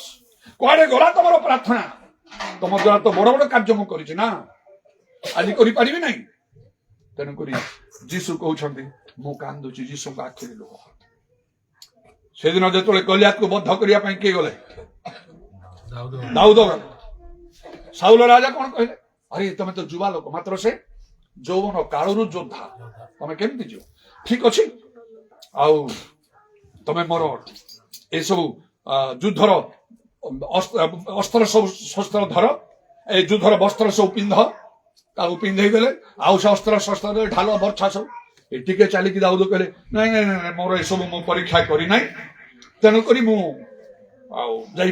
केमती जीव जो परमेश्वर मते भालू हाथ सिंह हाथ उद्धार कले मेढा चलला बेले से आसिक नेला बेले धरिकी मु मारे आउ मेढा को रक्षा करे से परमेश्वर उद्धार करे हालेलुया प्रेज द लॉर्ड से गर्जना करी कहूची आस तुम कोन कुकुर तू भाबुछु गुडे बाड़ी नै के आस मते मारिबा पय आ तोते तो लोक मानकर मांस आकातर पक्षी बनर पशु मान देबी आज गलियात शक्ति गर्जन करूची ए जगतपति शक्ति गर्जन करूची हमर समस्या शक्ति गर्जन करूची आमको दाऊद बालीगड़ा पत्थर 5टा नेले ए 5टा बालीगड़ार पत्थर अर्थ 5टा नेले ना ତାର ଅର୍ଥ ହେଲା ବିଶ୍ୱାସର ପାଞ୍ଚଟା ଚିହ୍ନ। ମାର୍କ 16 ପର୍ବ 17-18 ପଦ ଅନୁସାରେ ସେଇଟା ଆମ ଥିଲେ ଯଥେଷ୍ଟ, ଏନାଫ୍, ମୋର ଦାନ ଏନାଫ୍, ଯଥେଷ୍ଟରୁ ବେଶୀ। ସେ ଓଲଟା କହିଲେ ତୋର ମାଂସ ତୋର ଲୋକମାନଙ୍କର ମାଂସ ଆକାଶର ପକ୍ଷୀ ବଣର ପଶୁମାନଙ୍କୁ ମୁଁ ଦେବି, ତୁ ଜୀବିତ ଈଶ୍ୱରଙ୍କର ପରମେଶ୍ୱରଙ୍କୁ ତୁଚ୍ଛ କରୁଛୁ ଲୋକମାନଙ୍କୁ। ନିକଟକୁ ଆସିଲେ ଧରିଲେ ଗୋଟେ ସେ ମାରିଲେ ଛାଟୁଣିରେ, ଆମ ଭାଷାରେ କଣ କହନ୍ତି ବୁରୁମ, ବାଟୁଳିଟା ଏମିତି ଜାଣିଥିବେ ନାଇଁ କି, ପିଲା ଗୁଡାକ ଜାଣିବେ ନାହିଁ, ବଡ ମାନେ ଟିକେ ଜାଣିବେ। ବୁରୁମ କରି ମୁଁ ମଧ୍ୟ ଏମିତି ତାକୁ ଏତେ ଜୋରରେ ମରା ହବ ଯେ କହିବାକୁ, ବହୁତ ଏକ୍ସପର୍ଟ ଥିଲେ ସେ। ବାଜିଲା ତାଙ୍କ ସେତେବେଳେ ପଡିଗଲେ ସେ। ତେଣୁକୁ ଲେଖା ହେଇଛି ପରାକ୍ରମ ଦ୍ଵାରା ନୁହେଁ, ଯବା ବଳ ଦ୍ଵାରା ନୁହେଁ, ଆମ୍ବର ଆତ୍ମା ଦ୍ଵାରା। ଟଙ୍କା ପଇସା ବୋଧେ ଛାଡି ଦିଅ ସବୁ, ଆମ୍ବର ଆତ୍ମା ଦ୍ଵାରା। ସେ ଆତ୍ମା ପ୍ରଭୁ ମାନଙ୍କୁ ଦେଇଛନ୍ତି, ତ ଦ୍ଵାରା ସବୁ କାର୍ଯ୍ୟ କରିହବ। ଆଜି ନହେଲେ କାଲି ହବ, କାଲି ନହେଲେ ପରଦିନ ତାଙ୍କ ସମୟ ହବାକୁ ବାଧ୍ୟ। ଆଉ ପ୍ରଭୁଙ୍କ ବାକ୍ୟ କେବେ ଅନ୍ୟଥା ହବ ନାହିଁ। ତେଣୁ ଆଉ ଚିନ୍ତା କରିବା, ଏଇଟା କଣ ଭଲ କଥା ଯେ ଆମ ପାଇଁ ଯୀଶୁ କାନ୍ଦୁଛନ୍ତି? ଯୀଶୁଙ୍କୁ କନ୍ଦେଇବା କଣ ଭଲ କଥା? ଆମେ ନିଶ୍ଚୟ ତାଙ୍କ ପାଖରେ କାନ୍ଦିବା। ତାଙ୍କର ସାଧ୍ୟ କଣ? ତେଣୁ ଆଉ କଣ? ଈଶ୍ୱରଙ୍କର ଶକ୍ତି, ଈଶ୍ୱରଙ୍କ ଦାସ ଆଉ ଈଶ୍ୱରୀୟ ଦର୍ଶନ। ଶେଷରେ ଏଇ ତିନିଟା କଥା, ସାତଟା ବିଷୟ ମୁଁ କହୁଛି। ଈଶ୍ୱରଙ୍କର ଶକ୍ତି ପ୍ରଭୁ ଆମକୁ ଦେଇଛନ୍ତି। ବାଇବେଲ ଲେଖା ତାଙ୍କର ଶିଷ୍ୟମାନଙ୍କୁ ମାଥ୍ୟୁ 10 ପର୍ବର ଆରମ୍ଭରେ ସେ ସେମାନଙ୍କୁ ଶକ୍ତି ଦେଲେ, ଭୂତ ଛଡା, ରୋଗୀମାନଙ୍କୁ ସୁସ୍ଥ କର। ଆଉ ଲେଖାଛି ଶେଷ କଥା, ଭାଇମାନେ ପ୍ରଭୁଙ୍କ ଠାରୁ ଶକ୍ତି ପ୍ରାପ୍ତ ହୋଇ ତାଙ୍କ ପରାକ୍ରମରେ ବଳବାନ। ପ୍ରଭୁ ଶକ୍ତି ଦେଇଛନ୍ତି। ମୁଁ ସେ ଶକ୍ତି ପାଇବି ବୋଲି ଉପବାସ ପ୍ରାର୍ଥନା ସବୁ କେତେ କଣ କଲି, ପାଇଲି। ମୁଁ ତୁମକୁ ଶକ୍ତି ଦେଲି, ଅନେକ ପ୍ରାର୍ଥନା କଲ, ଉପବାସ ପ୍ରାର୍ଥନା କଲ, ସେ ଶକ୍ତି ଦ୍ଵାରା ତମେ କଣ କରିଛ? ନାନା ଆଶ୍ଚର୍ଯ୍ୟ କର୍ମ କରିଛ। ଆଜି କାହିଁକି ଆଜି କରିପାରିବିନି, ଆଜି ବି ସେଟା ହବ। ତମକୁ ନ ଦେଇଥିଲେ, ଶକ୍ତି ନ ମିଳିଥିଲେ ଭିନ୍ନ କଥା। ତମକୁ ମୁଁ ଶକ୍ତି ଦେଲି, ଆଜି କାହିଁକି ପଛଉଛ? ତମେ ଦଉଛ, କର ତମେ ସେଟା କରିପାରୁନ। ତେଣୁକରି ଦୁଃଖ ଲାଗୁଛି, ନ ଦେଇଥିଲେ ଭିନ୍ନ କଥା ହେଇଥାନ୍ତା। ପ୍ରଭୁ ଆମକୁ ଶକ୍ତି ଦେଇଛନ୍ତି, ମାନେ ଆମ ମୋ ଠାରେ ଶକ୍ତି ଅଛି। ତାର ଅର୍ଥ କଣ? ଏଇଟା ଆମେ ପ୍ରାର୍ଥନା କଲେ ସବୁ ରୋଗୀ ମାନେ ଭଲ ହେଇଯିବେ, ଆମେ ଆଉ କେବେ ମରିବାନି। ଏଇଟା କଣ ହବ? ମଣିଷ ପାଇଁ ଥରେ ମୃତ୍ୟୁ ନିରୂପଣ କରାଯାଇଛି। ଯଦି ଆମର ପ୍ରାର୍ଥନା ଦ୍ଵାରା ସେ ଶକ୍ତି ପ୍ରକାଶ ପାଉନାହିଁ, ଅର୍ଥାତ୍ ଗୋଟେ ଲୋକ ଭଲ ହେଇପାରିଲାନି, କିମ୍ବା କଣ ହେଲା, ପ୍ରଭୁ ଚାହୁଁନଥିବେ, ଛାଡ ଭୁଲି ଯାଅ। ଦିନେ ମୋ କଟକରେ ଜଣେ ଆରଟିଓ ଆଉ ଅଫିସରେ କାମ କରୁଥିଲା। ସେ ଆରଟିଓ ନିଜେ ସ୍ୱାମୀ ସ୍ତ୍ରୀ 2 ଜଣ ଆରଟିଓ ଭାବରେ କାମ କରୁଥିଲେ। ତାଙ୍କ ହିନ୍ଦୁ ନୈଷ୍ଠିକ। ତାଙ୍କ ଗୋଟେ ପୁଅ ପାଇଁ ମତେ ପ୍ରାର୍ଥନା କରି ଡକା ହେଲା। ମୁଁ କହିଲି ସେ ପୁଅଟା ତାର ଝାଡା ଫାଡା ମୋଟେ ହଉନାହିଁ, ସେ ମରିବା କଥା ହଉନାହିଁ। କିଛି ଦିନ କଣ୍ଟିନ୍ୟୁ କଲା ପରେ ତାର ଟିକେ ଉନ୍ନତି ଦେଖାଗଲା। ହଠାତରେ ଆଉ ତାଙ୍କ ଘର ଜଣେ ଲୋକ ମତେ କହିଲା, ଆଉ ଆଜ୍ଞା ସେମାନେ ପ୍ରାର୍ଥନାରେ ସବୁ ଲାଗି ପଡିଥିଲେ, ଆଜି ମୁଁ ସ୍ୱପ୍ନ ଦେଖୁଛି ଆପଣଙ୍କୁ ଆମେ ଗାଡିରେ ନଉଛୁ। ତାଙ୍କ ଗାଡିରେ ନଉଥିଲେ କାରରେ, ଏ ଗାଡିଟା ଓଲଟି ଯାଇଛି। ଆମେ କେହି ମରିନୁ, ମାତ୍ର ଗାଡିଟା ଓଲଟି ଯାଇଛି। ଏଇଟା ତ ଭଲ କଥା ନାହିଁ, କଣ ଏଟା ବିଷୟ? ତାପରେ ଦେଖିଲା ବେଳକୁ ସେ ଲୋକ ଡାଉନ କଣ କଥା। ମୁଁ ମୋ ସ୍ତ୍ରୀ ମୋ ଝିଅ ଆମେ ସବୁ ଯାଇଛୁ 3 ଦିନ ତାଙ୍କ ଘରକୁ। ମୋ ଝିଅ ମୋ ସ୍ତ୍ରୀକୁ ସେମାନେ ତାଙ୍କ ସ୍ତ୍ରୀ ଘର ଭିତରକୁ ନେଲେ, ସେ ଗଲା ବେଳକୁ ମତେ ଘରେ ଆସି କହିଲେ ସେ ଭିତରେ ସେ ଠାକୁର ରଖି ସେ ଝିଅଟା ପୂଜା କରୁଛି, ତାଙ୍କ ବଡ ଝିଅ। ହଁ, ମତେ କହିଛନ୍ତି କଣ ସତରେ ସେମିତି କରିଥିଲେ ବି, ଯେ କଣ ନା କହିଲେ ଆଜ୍ଞା ଦେଖନ୍ତୁ ଆମେ ଆମର ଠାକୁର ଯେତେ ଯାହା ସବୁ ଅଛି ସବୁ ଯାକ ଆମେ ପୋଖରୀ ନେଇକି ପକେଇ ଦେଇଛୁ। ଖୁସି ହେଲି, ଭଲ କଥା। କିନ୍ତୁ ଝିଅଟା ଏମିତି କରୁଛି। ମୁଁ ପଚାରିଲି କାହିଁକି ଏମିତି ଝିଅଟା କରୁଛି? ସେ ବାହା ହେଇଯିବ, ସେ ତବେ ପଳେଇବ, ତାର ଇଚ୍ଛା ଯାହା କରୁଛି କରୁ, ଆମର କଣ ଅଛି? ହେଲା, ପ୍ରଭୁ ମାନିଲେ ସିନା ହବ, ମତେ ସିନା ବୁଝେଇଦେଲ। ମୁଁ ସ୍ୱପ୍ନରେ ଦେଖୁଛି ସେ ଝିଅ ଗୋଟେ ହିନ୍ଦୁ ଦେବତା ସାଙ୍ଗରେ ନାଚ କରୁଛି। ପ୍ରଭୁ ମତେ ଦେଖୁଛନ୍ତି, ଦେଖ ଆଙ୍କ ଘରେ ଏତେ ପ୍ରାର୍ଥନା କରୁଛ, ଏମିତି କାମ ହଉଛି, ଏମାନଙ୍କ ପାଇଁ କଣ କରାଯିବ? ମୁଁ ଟିକେ ଦୁଃଖ କଲି, ସେ ପୁଅଟା ମରିଗଲା। ଦୁଃଖ କଲି, କାହିଁ ପ୍ରଭୁ ଆଉ ବେକାର ଏତେ ପରିଶ୍ରମ କରିବି ନା, ଏତେ ପରିଶ୍ରମ କରିବି, ଗୋଟେ ମରିଗଲା ଗୋଟେ ଲୋକଟା। ତାପରେ ପ୍ରଭୁ ମତେ ଆତ୍ମାରେ ବୁଝେଇଲେ, ତମକୁ ଦେଖା ହେଲା ପରା ସ୍ୱପ୍ନ ଦର୍ଶନରେ। ଆହୁରି କେତେ ବିଷୟ ତମେ ଜାଣିଛ କି? ମଣିଷ ତ ବାହ୍ୟ ରୂପ ଦେଖ, ସଦାପ୍ରଭୁ ଅନ୍ତ କଣ ଦେଖନ୍ତି? ତମେ ସବୁ ବିଷୟ ଜାଣିପାରୁଛ, ତମେ ଅଭିମାନ କରୁଛ। ତାପରେ ଆଉ ଦ୍ୱିତୀୟ କଥା, ଅନେକ ଲୋକ ଭଲ ହଉଛନ୍ତି, 1-2ଟା ଲୋକ ଚାଲିଗଲେ, ଅସୁବିଧା କଣ ହେଲା? ତମକୁ ବାଲାନ୍ସ ରଖା ହବ। ନହେଲେ ବେଶୀ ପାଉଲଙ୍କୁ କଣ ପାଇଁ ମାଂସ ଭିତରେ କଣ୍ଟା ହେଇଥିଲା? ମୁଁ କାଳେ ଅସାର ଗର୍ବୀ ହେବି, ଲୋକମାନେ ତମକୁ ବହୁତ ଉପରେ ମୁଣ୍ଡ ଉପରେ ରଖିବେ, ମାନିଯିବେ, ସେଟା ତମର ପତନର କାରଣ ହବ। ତେଣୁ କୋଉଠି ହେଲା କୋଉଠି ନ ହେଲା କଲେ ତମେ ଟିକେ ବାଲାନ୍ସ ରହିବ। ତମେ ଜାଣିବ ଯେ ମୁଁ ମଣିଷ ସରି ପ୍ରଭୁ ମତେ କ୍ଷମା କର, ଆଉ ମୁଁ ବଦଳିଗଲି। ପ୍ରଭୁ ଜାଣନ୍ତି। ତେଣୁ आमको प्रभुଙ୍କର शक्ति जदि आमे पाइछु बा पाइबाको हो ताको हमको व्यवहार करिया प्रभु जोडी चाहिबे सेडी कार्य करिवे सफलता देबे जोडी न मिलुची काले प्रभु चाहमते आमे जदि कला परे परिश्रम रे फल मिला कोन करिया आमे ग्यारंटी देई परिबा अनेक अनेक आश्चर्य कर्म तो माने सुनिच मो ठार मुखरु जेतु प्रभु सेवा करिसंती सत मो प्रार्थना द्वारा प्रभु अनेक आश्चर्य कर्म करिसंती आ से बुडीरे मध्ये से बहुत वर्षा हिची आ गोटे गोटे जगह प्रार्थना कले वर्षा टोपाटी मध्ये हो भल हवा परिवर्तन खराब हो लोक मैंने मर एगुड़ा मुझे कहबी कि एमती प्रार्थना करुली से मरीगला प्रार्थना करुली आउ वर्षा हवा कथा आदौ वर्षा है नहीं प्रार्थना करुली हे तो से लोक परीक्षा 7 थर खराब करता थे कहली से भल पास करगला आप जिते कले से सब खराब कर फेल कर एमती कथा कले तुम उत्साहित हो लोक कौन कह अरे ये बेकार लोकटा सत कथा मात्र कहीदे कि आदरा काम ना हटा हटा आ गोटे लोक कौन सेटा मु गुप्त करी रखुची ना जोड़ा हो नहीं जोड़ा होउची सेटा पूरा मु कहूची 100 19 न गोटे जो देहरा तो हला ना प्रभु जानी छंती गोटे पापी मन परिवर्तन करते आउ स्वर्ग रे आनंद अनेक अनेक आत्मा लाभ करते सत कम से कम गोटे हला मध्य स्वर्ग रे केते आनंद बाइबल लिखा अछि प्रभु को धन्यवाद निज को आमान को परीक्षा करी सजाले जहा हमर होउनी सेडा ही पारिबो ईश्वरंकर शक्ति प्रभु दैछंती ताको आमे व्यवहार न कले प्रभु निश्चय दुखित हेबे ईश्वरंकर दास माने सर्वेंट्स ऑफ गॉड प्रभु दैछंती कांदुछंती एथि पय कोन पय मु तुमको मोर प्रकृत दास मान को दैछि जंते पास्टर सामसन पास्टर अल्फोंस हमर पास्टर माने बा प्रभुंकर लोक माने खाली आम भितर रहंती जगतर चारिडे जो मान को प्रभु उठैछंती मु से मान को भितर जणे पास्टर बेंजामिन बेहरा नाना आश्चर्य कर्म मान प्रभु करूछंती स्वयं प्रभु जीसु दर्शन दउछंती गोटे सांग सहित हाथ मिसा हलो कला मो सहित जीशु हाथ मिसई एते एते कथा बाइबल लिखा होची जिसा 44 पर्व 26 पद कौन लिखा होची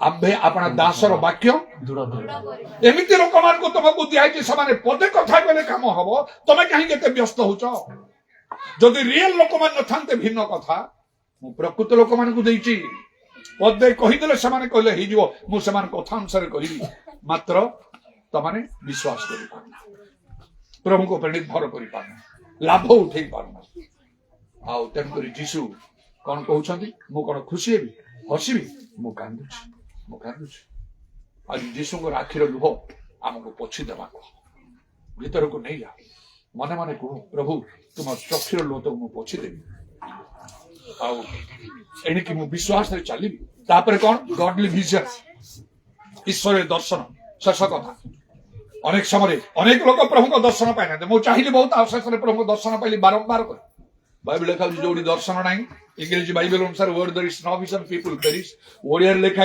ईश्वर प्रत्यादेश अभाव लोक विनष्ट होती हितोपदेश 38 पर्व 18 पद रे चलो प्रभु के मु तो तुमको दर्शन देली छोट समय मते देइथिले बहुत लागी खोजली सेडा प्रभु दर्शन पाइली बारंबार दर्शन पाइली तुमको मध्य काले प्रभु दर्शन देइथे नले सेमति भलरे लागी पड़ दर्शन मिलिबो दर्शन तो तुमको मु देली मते तमे देखिलो जानिलो छुइलो कलो सब विषय मो ईश्वरकर पुत्र निजे सृष्टिकर्ता कौन हला कहीं भांगी पड़च कहीं पछकू अछ तुमको दर्शन भी मुझे सातटा कथा मु कहली कहीं जीशु को आखिर से दिन लाजार हेतु चतुर्पार्श्व जो मानते से जीशु कांदुले आज जीशु आम कांदुं निर्दिष्ट कर तुम ए सातटा भल भल विषय देते आमे तार लाभ उठे पारुना समस्या पड़ीचु दुख रे पड़ीचु अभाव रे पड़ीचु रोग रे पड़ीचु हताश होचु निराश होचु एई पारियोनी से पड़ी प्रभु आमान को से सब उद्धार करिया पाई से चाहते केवल गोटे कथा कहले मार्था मरियम को गोटे कथा कहले विश्वास करो ईश्वरंकर महिमा देखियो पत्थर घुंचई दियो तमरो विश्वास टाको हटई दियो तापर लाजार बाहरी आसला मला लोकटा दिने प्रभु जीशु जन जन करिया मान को ना धर डाके आज नले काली नले पर दिन praise the Lord hallelujah hallelujah ये डान हाथ ऊपर को उठाओ hallelujah praise the Lord praise the Lord praise the Lord active हो जाओ समस्त एक्टिव हो जाओ एक्टिव माने क्या हवा समस्त आखि बंद करके हलुकारे नहीं चंचल चंचल जा फुर्ती जाओ आखि बंद कर ठिया हो जाओ समस्त ठिया जाओ समस्त कथाबार्ता नहीं এই কথাবার্তা কর নাই ପିଲାମାନେ ଛୋଟ ମାନଙ୍କୁ କଣ୍ଟ୍ରୋଲ କରିଦିଅ ଆଉ ଯୋଉମାନେ ବୁଝି ପାରୁଛନ୍ତି ଆଦୌ କଥାବାର୍ତ୍ତା କର ନାହିଁ ପିଲାମାନେ ପ୍ରଭୁ ତମାନଙ୍କୁ ଆଶୀର୍ବାଦ କରିବା ପାଇଁ ଚାହାନ୍ତି ସେଦିନ ମୁଁ କହୁଛି ପରା କାହିଁ କଥାବାର୍ତ୍ତା କରୁଛ ପିଲା ଗୁଡାକ ବୁଝିପାରୁନ ତମେ ବାରମ୍ବାର କହୁଛି ମୁଁ କଥାବାର୍ତ୍ତା କର ନାହିଁ କହି ତମେ ପାଠ ପଢୁଛ ଯାଇକି ପରୀକ୍ଷା ଦେବାକୁ କହିବ ଆସି ମୋ ପାଇଁ ପ୍ରାର୍ଥନା କରି ମୁଁ ପାସ୍ କରିବି ଏତେ ବଡ ପିଲା ଗୁଡା ଖେଳଣି ବୁଝିପାରୁଛ ଟିକେ ନିରବ ରହିପାର ପ୍ରାର୍ଥନା କରିପାରିବନି ଆଉ ଶେଷ ବେଳକୁ ଆସି ମତେ ପାଷ୍ଟରଙ୍କୁ କହିବ ମୋ ପାଇଁ ପ୍ରାର୍ଥନା କରିଦିଅ ନାଇଁ ସବୁ ବିଷୟ ଶିକ୍ଷକ ସ୍କୁଲରେ ତମାନଙ୍କୁ ଶାସ୍ତି ଦିଆହଉଛି ମାଡ଼ ଦିଆହଉଛି ଆଉ ତେଣୁ ସମସ୍ତେ ମାନେ ପ୍ରଭୁ ପାଖରେ ନିଜ ଯୋଉ ସମର୍ପଣର ବିଶେଷ ସମୟ ଏହି ସମୟରେ ପ୍ରଭୁ ଆମମାନଙ୍କ ସହିତ କଥା କହିସାରିଛ ଉଦାର ଭାଷା ଖାଲା ଆସ୍ତେ ଆସ୍ତେ ପ୍ରଭାଷରେ କଥା କହିବାକୁ ଆରମ୍ଭ ପ୍ରଭୁ ତାଙ୍କ ବାକ୍ୟ ଦ୍ୱାରା କଥା କହିଛୁ ଆଜି ଯୀଶୁ କାନ୍ଦୁଛନ୍ତି ଆମ ପାଇଁ ମୋ ପାଇଁ ଆଉ ପ୍ରତ୍ୟେକଙ୍କ ନିମନ୍ତେ ଯୀଶୁ କାନ୍ଦୁଛନ୍ତି ହାଲେଲୁୟା ସେଟା ଭଲ ବିଷୟ ନାହିଁ ଯୀଶୁ କାନ୍ଦିବାର ଭଲ ବିଷୟ ନାହିଁ ହାଲେଲୁୟା এই ପିଲାମାନେ ଏତେ ବଡ ହେଲେଣି ତମର ବୁଦ୍ଧି ଜ୍ଞାନ ଆସିଛି ତମେ ବାରମ୍ବାର କଲେ ତମେ ଶୁଣ ପ୍ରଭୁ ତମକୁ ଦଣ୍ଡ ଦେବେ ତମେ ଛୋଟ ହୁଅ ବଡ ହୁଅ ହାଲୁକାରେ କାହିଁ କଥାବାର୍ତ୍ତା କରୁଛ ଆକୁ ତାକୁ ଛୁଣି ଛାଡି ଦିଅ କାହାକୁ ଧର ନାହିଁ ଯୀଶୁ ପିଲାମାନଙ୍କୁ ପ୍ରେମ କରନ୍ତି ତମମାନଙ୍କୁ ପ୍ରେମ କରନ୍ତି ଆଶୀର୍ବାଦ କରିବା ପାଇଁ ଚାହ ଆଶୀର୍ବାଦ ନିଅ କଥାବାର୍ତ୍ତା କର ନାହିଁ ହଲଚଲ ହବ ନାହିଁ ହାଲେଲୁୟା ସବାରି ଖାଲା ରାବାନି ଦାରା ସମସ୍ତେ ମୁଖ ଖୋଲା କରି ପ୍ରାର୍ଥନା ଯୋଉମାନେ ପରଭାଷା କରୁଛନ୍ତି ସେମାନେ ଯୋଉମାନେ ପରଭାଷା କହିପାରୁନାହାନ୍ତି ନିଜ ଭାଷାକୁ କୁହନ୍ତୁ ସମସ୍ତେ ଯୀଶୁ ମତେ କ୍ଷମା କର ତୁମେ ଆଜି ମୋ ପାଇଁ କାନ୍ଦୁଛ ମୁଁ ଜାଣୁଛି ପ୍ରଭୁ ମୋ ଠାରେ ବିଶ୍ୱାସ ଅଭାବ ଅଛି ତୁମେ କାନ୍ଦୁଛ ମୁଁ ଦୁଃଖିତ ସେଥିପାଇଁ ମତେ କ୍ଷମା କରିଦିଅ ମତେ କାନ୍ଦିବାକୁ ହବ ହାଲେଲୁୟା ମତେ କାନ୍ଦିବାକୁ ହବ ପ୍ରଭୁ ତୁମର ସାଧ୍ୟ କିଛି ପ୍ରଭୁ ଆଶା କାମ କରିବାକୁ ପାଇଁ ଆମ ପରିବାରରେ କବରରୁ ବାହାରି ଆସିବା କବର ଖୋଲିଯିବ ମୋ ରାଜାର ବାହାରି ଆସିବ ଆମ ସମସ୍ୟା ଗୁଡ଼ିକର ସମାଧାନ ମୁଖ ଖୋଲା କର ଆଉ ଟିକେ ଉପାସନା କର ପବିତ୍ର ପୂର୍ଣ୍ଣ ହୁଅ ଭାଷାରେ କଥା କୁହ ହାଲେଲୁୟା ହାଲେଲୁୟା ହାଲେଲୁୟା ଯୀଶୁ ଆମକୁ ପ୍ରାର୍ଥନା କରିବା ପାଇଁ ଚାହାନ୍ତି ଅର୍ଥ ধন্যবাদ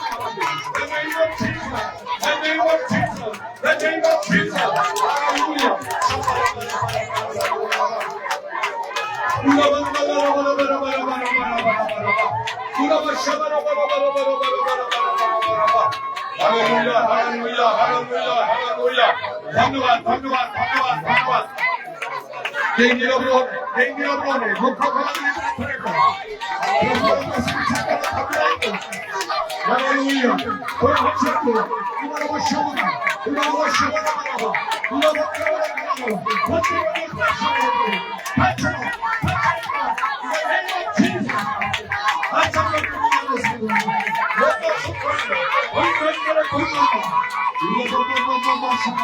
মুখ্য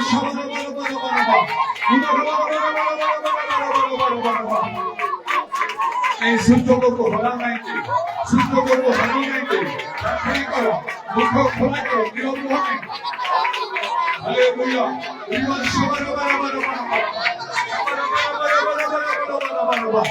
হালেলুয়া হালেলুয়া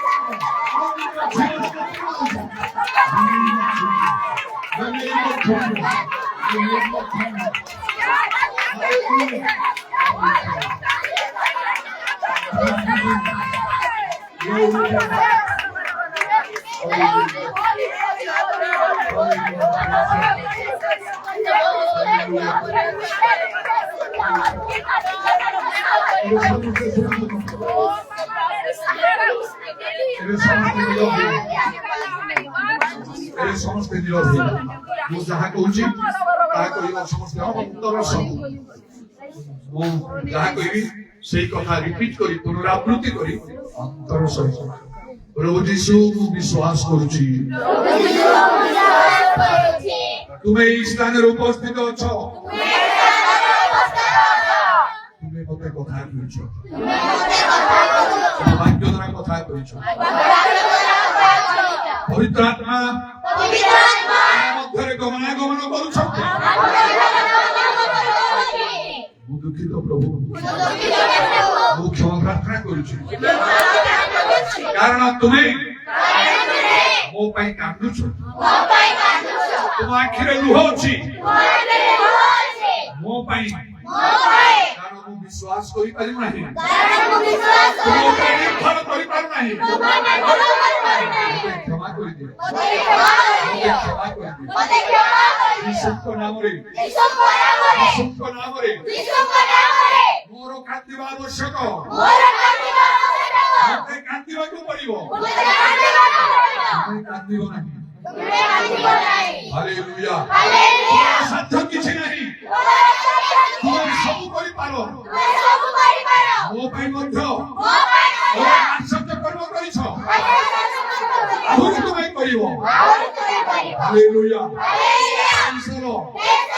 ମୁଁ ଏବେ ତୁମଠାରେ ନିର୍ଭର କରୁଛି ବିଶ୍ୱାସ କରୁଛି ତୁମେ ମୋ ପାଇଁ ସବୁ କରିପାରିବ ହାଲେଲୁୟା ହାଲେଲୁୟା ପ୍ରେଜ୍ ଦ ଲର୍ଡ ପ୍ରେଜ୍ ଦ ଲର୍ଡ ଭଲ ବୋଲି ଧନ୍ୟବାଦ ଦଉଛି ମୋତେ ସ୍ପର୍ଶ କରିଛ ମୋର ପାପ କ୍ଷମା କରିଛ ମୋର ରୋଗ ସୁସ୍ଥ କରିଛ ଆଶ୍ଚର୍ଯ୍ୟ କର୍ମ କରିଛ ଏଥିପାଇଁ ଧନ୍ୟବାଦ ଏଥିପାଇଁ ଧନ୍ୟବାଦ ଯୀଶୁଙ୍କ ନାମରେ ଯୀଶୁଙ୍କ ନାମରେ ହାତ ସମସ୍ତ ଉପରକୁ ଉଠେଇବା ଆଉ ଏ ଗୀତର ଗାଇବା ସମସ୍ତେ What a mighty God we serve. What a mighty God we serve. What a mighty God we serve. What a mighty God we serve. Let us sing and praise the Lord. Let us sing and praise the Lord. Let us sing and praise the Lord. Let us sing. Let us clap and praise the Lord. Let us clap and praise the Lord. Let us clap and praise the Lord. Let us clap and praise the Lord. Let us dance and praise the Lord. Let us dance and praise the Lord. Let us dance and praise the Lord. Let us dance and praise the Lord. Amen. Glory, Hosanna. Amen. Glory, Hosanna. Amen. Glory, Hosanna. Amen. Glory, Hosanna.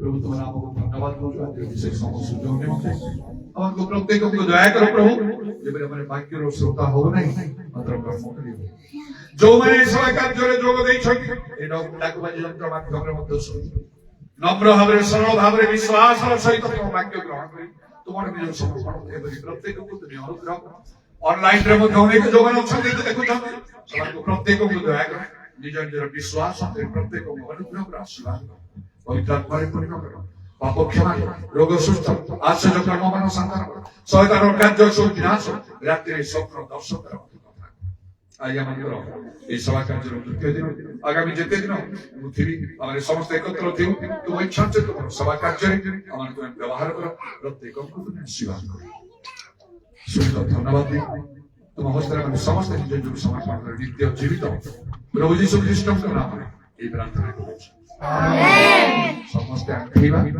ମୁଣ୍ଡରେ ମୁଣ୍ଡ ରଖି ପ୍ରଭୁ ଯୀଶୁ ଯେ ଆମ ସମାଜରେ ଉପସ୍ଥିତ ଅଛନ୍ତି ତାଙ୍କର ସେ କର୍ତ୍ତାବିନା ପାଦକୁ ପ୍ରଣାମ କରିବା ଆଉ ଚୁମ୍ବନ କରିବା ଆଉ ତାପରେ ପାଷ୍ଟର ସାଂସଦ ଆଶୀର୍ବାଦ ମାଗିବା।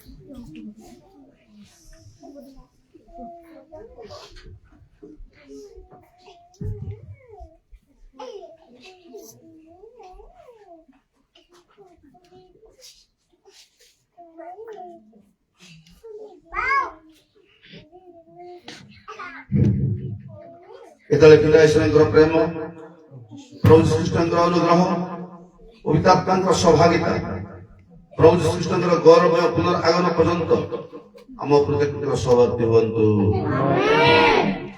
ଜୟ ଈଶୁ ମସିହ କି ଜୟ ଈଶୁ ମସିହ କି ଜୟ ଈଶୁ ମସିହ କି ଜୟ ଈଶୁ ମସିହ କି hallelujah hallelujah hallelujah Praise the Lord. Praise the Lord. Praise the Lord. Praise the Lord. Praise the Lord. Praise the Lord.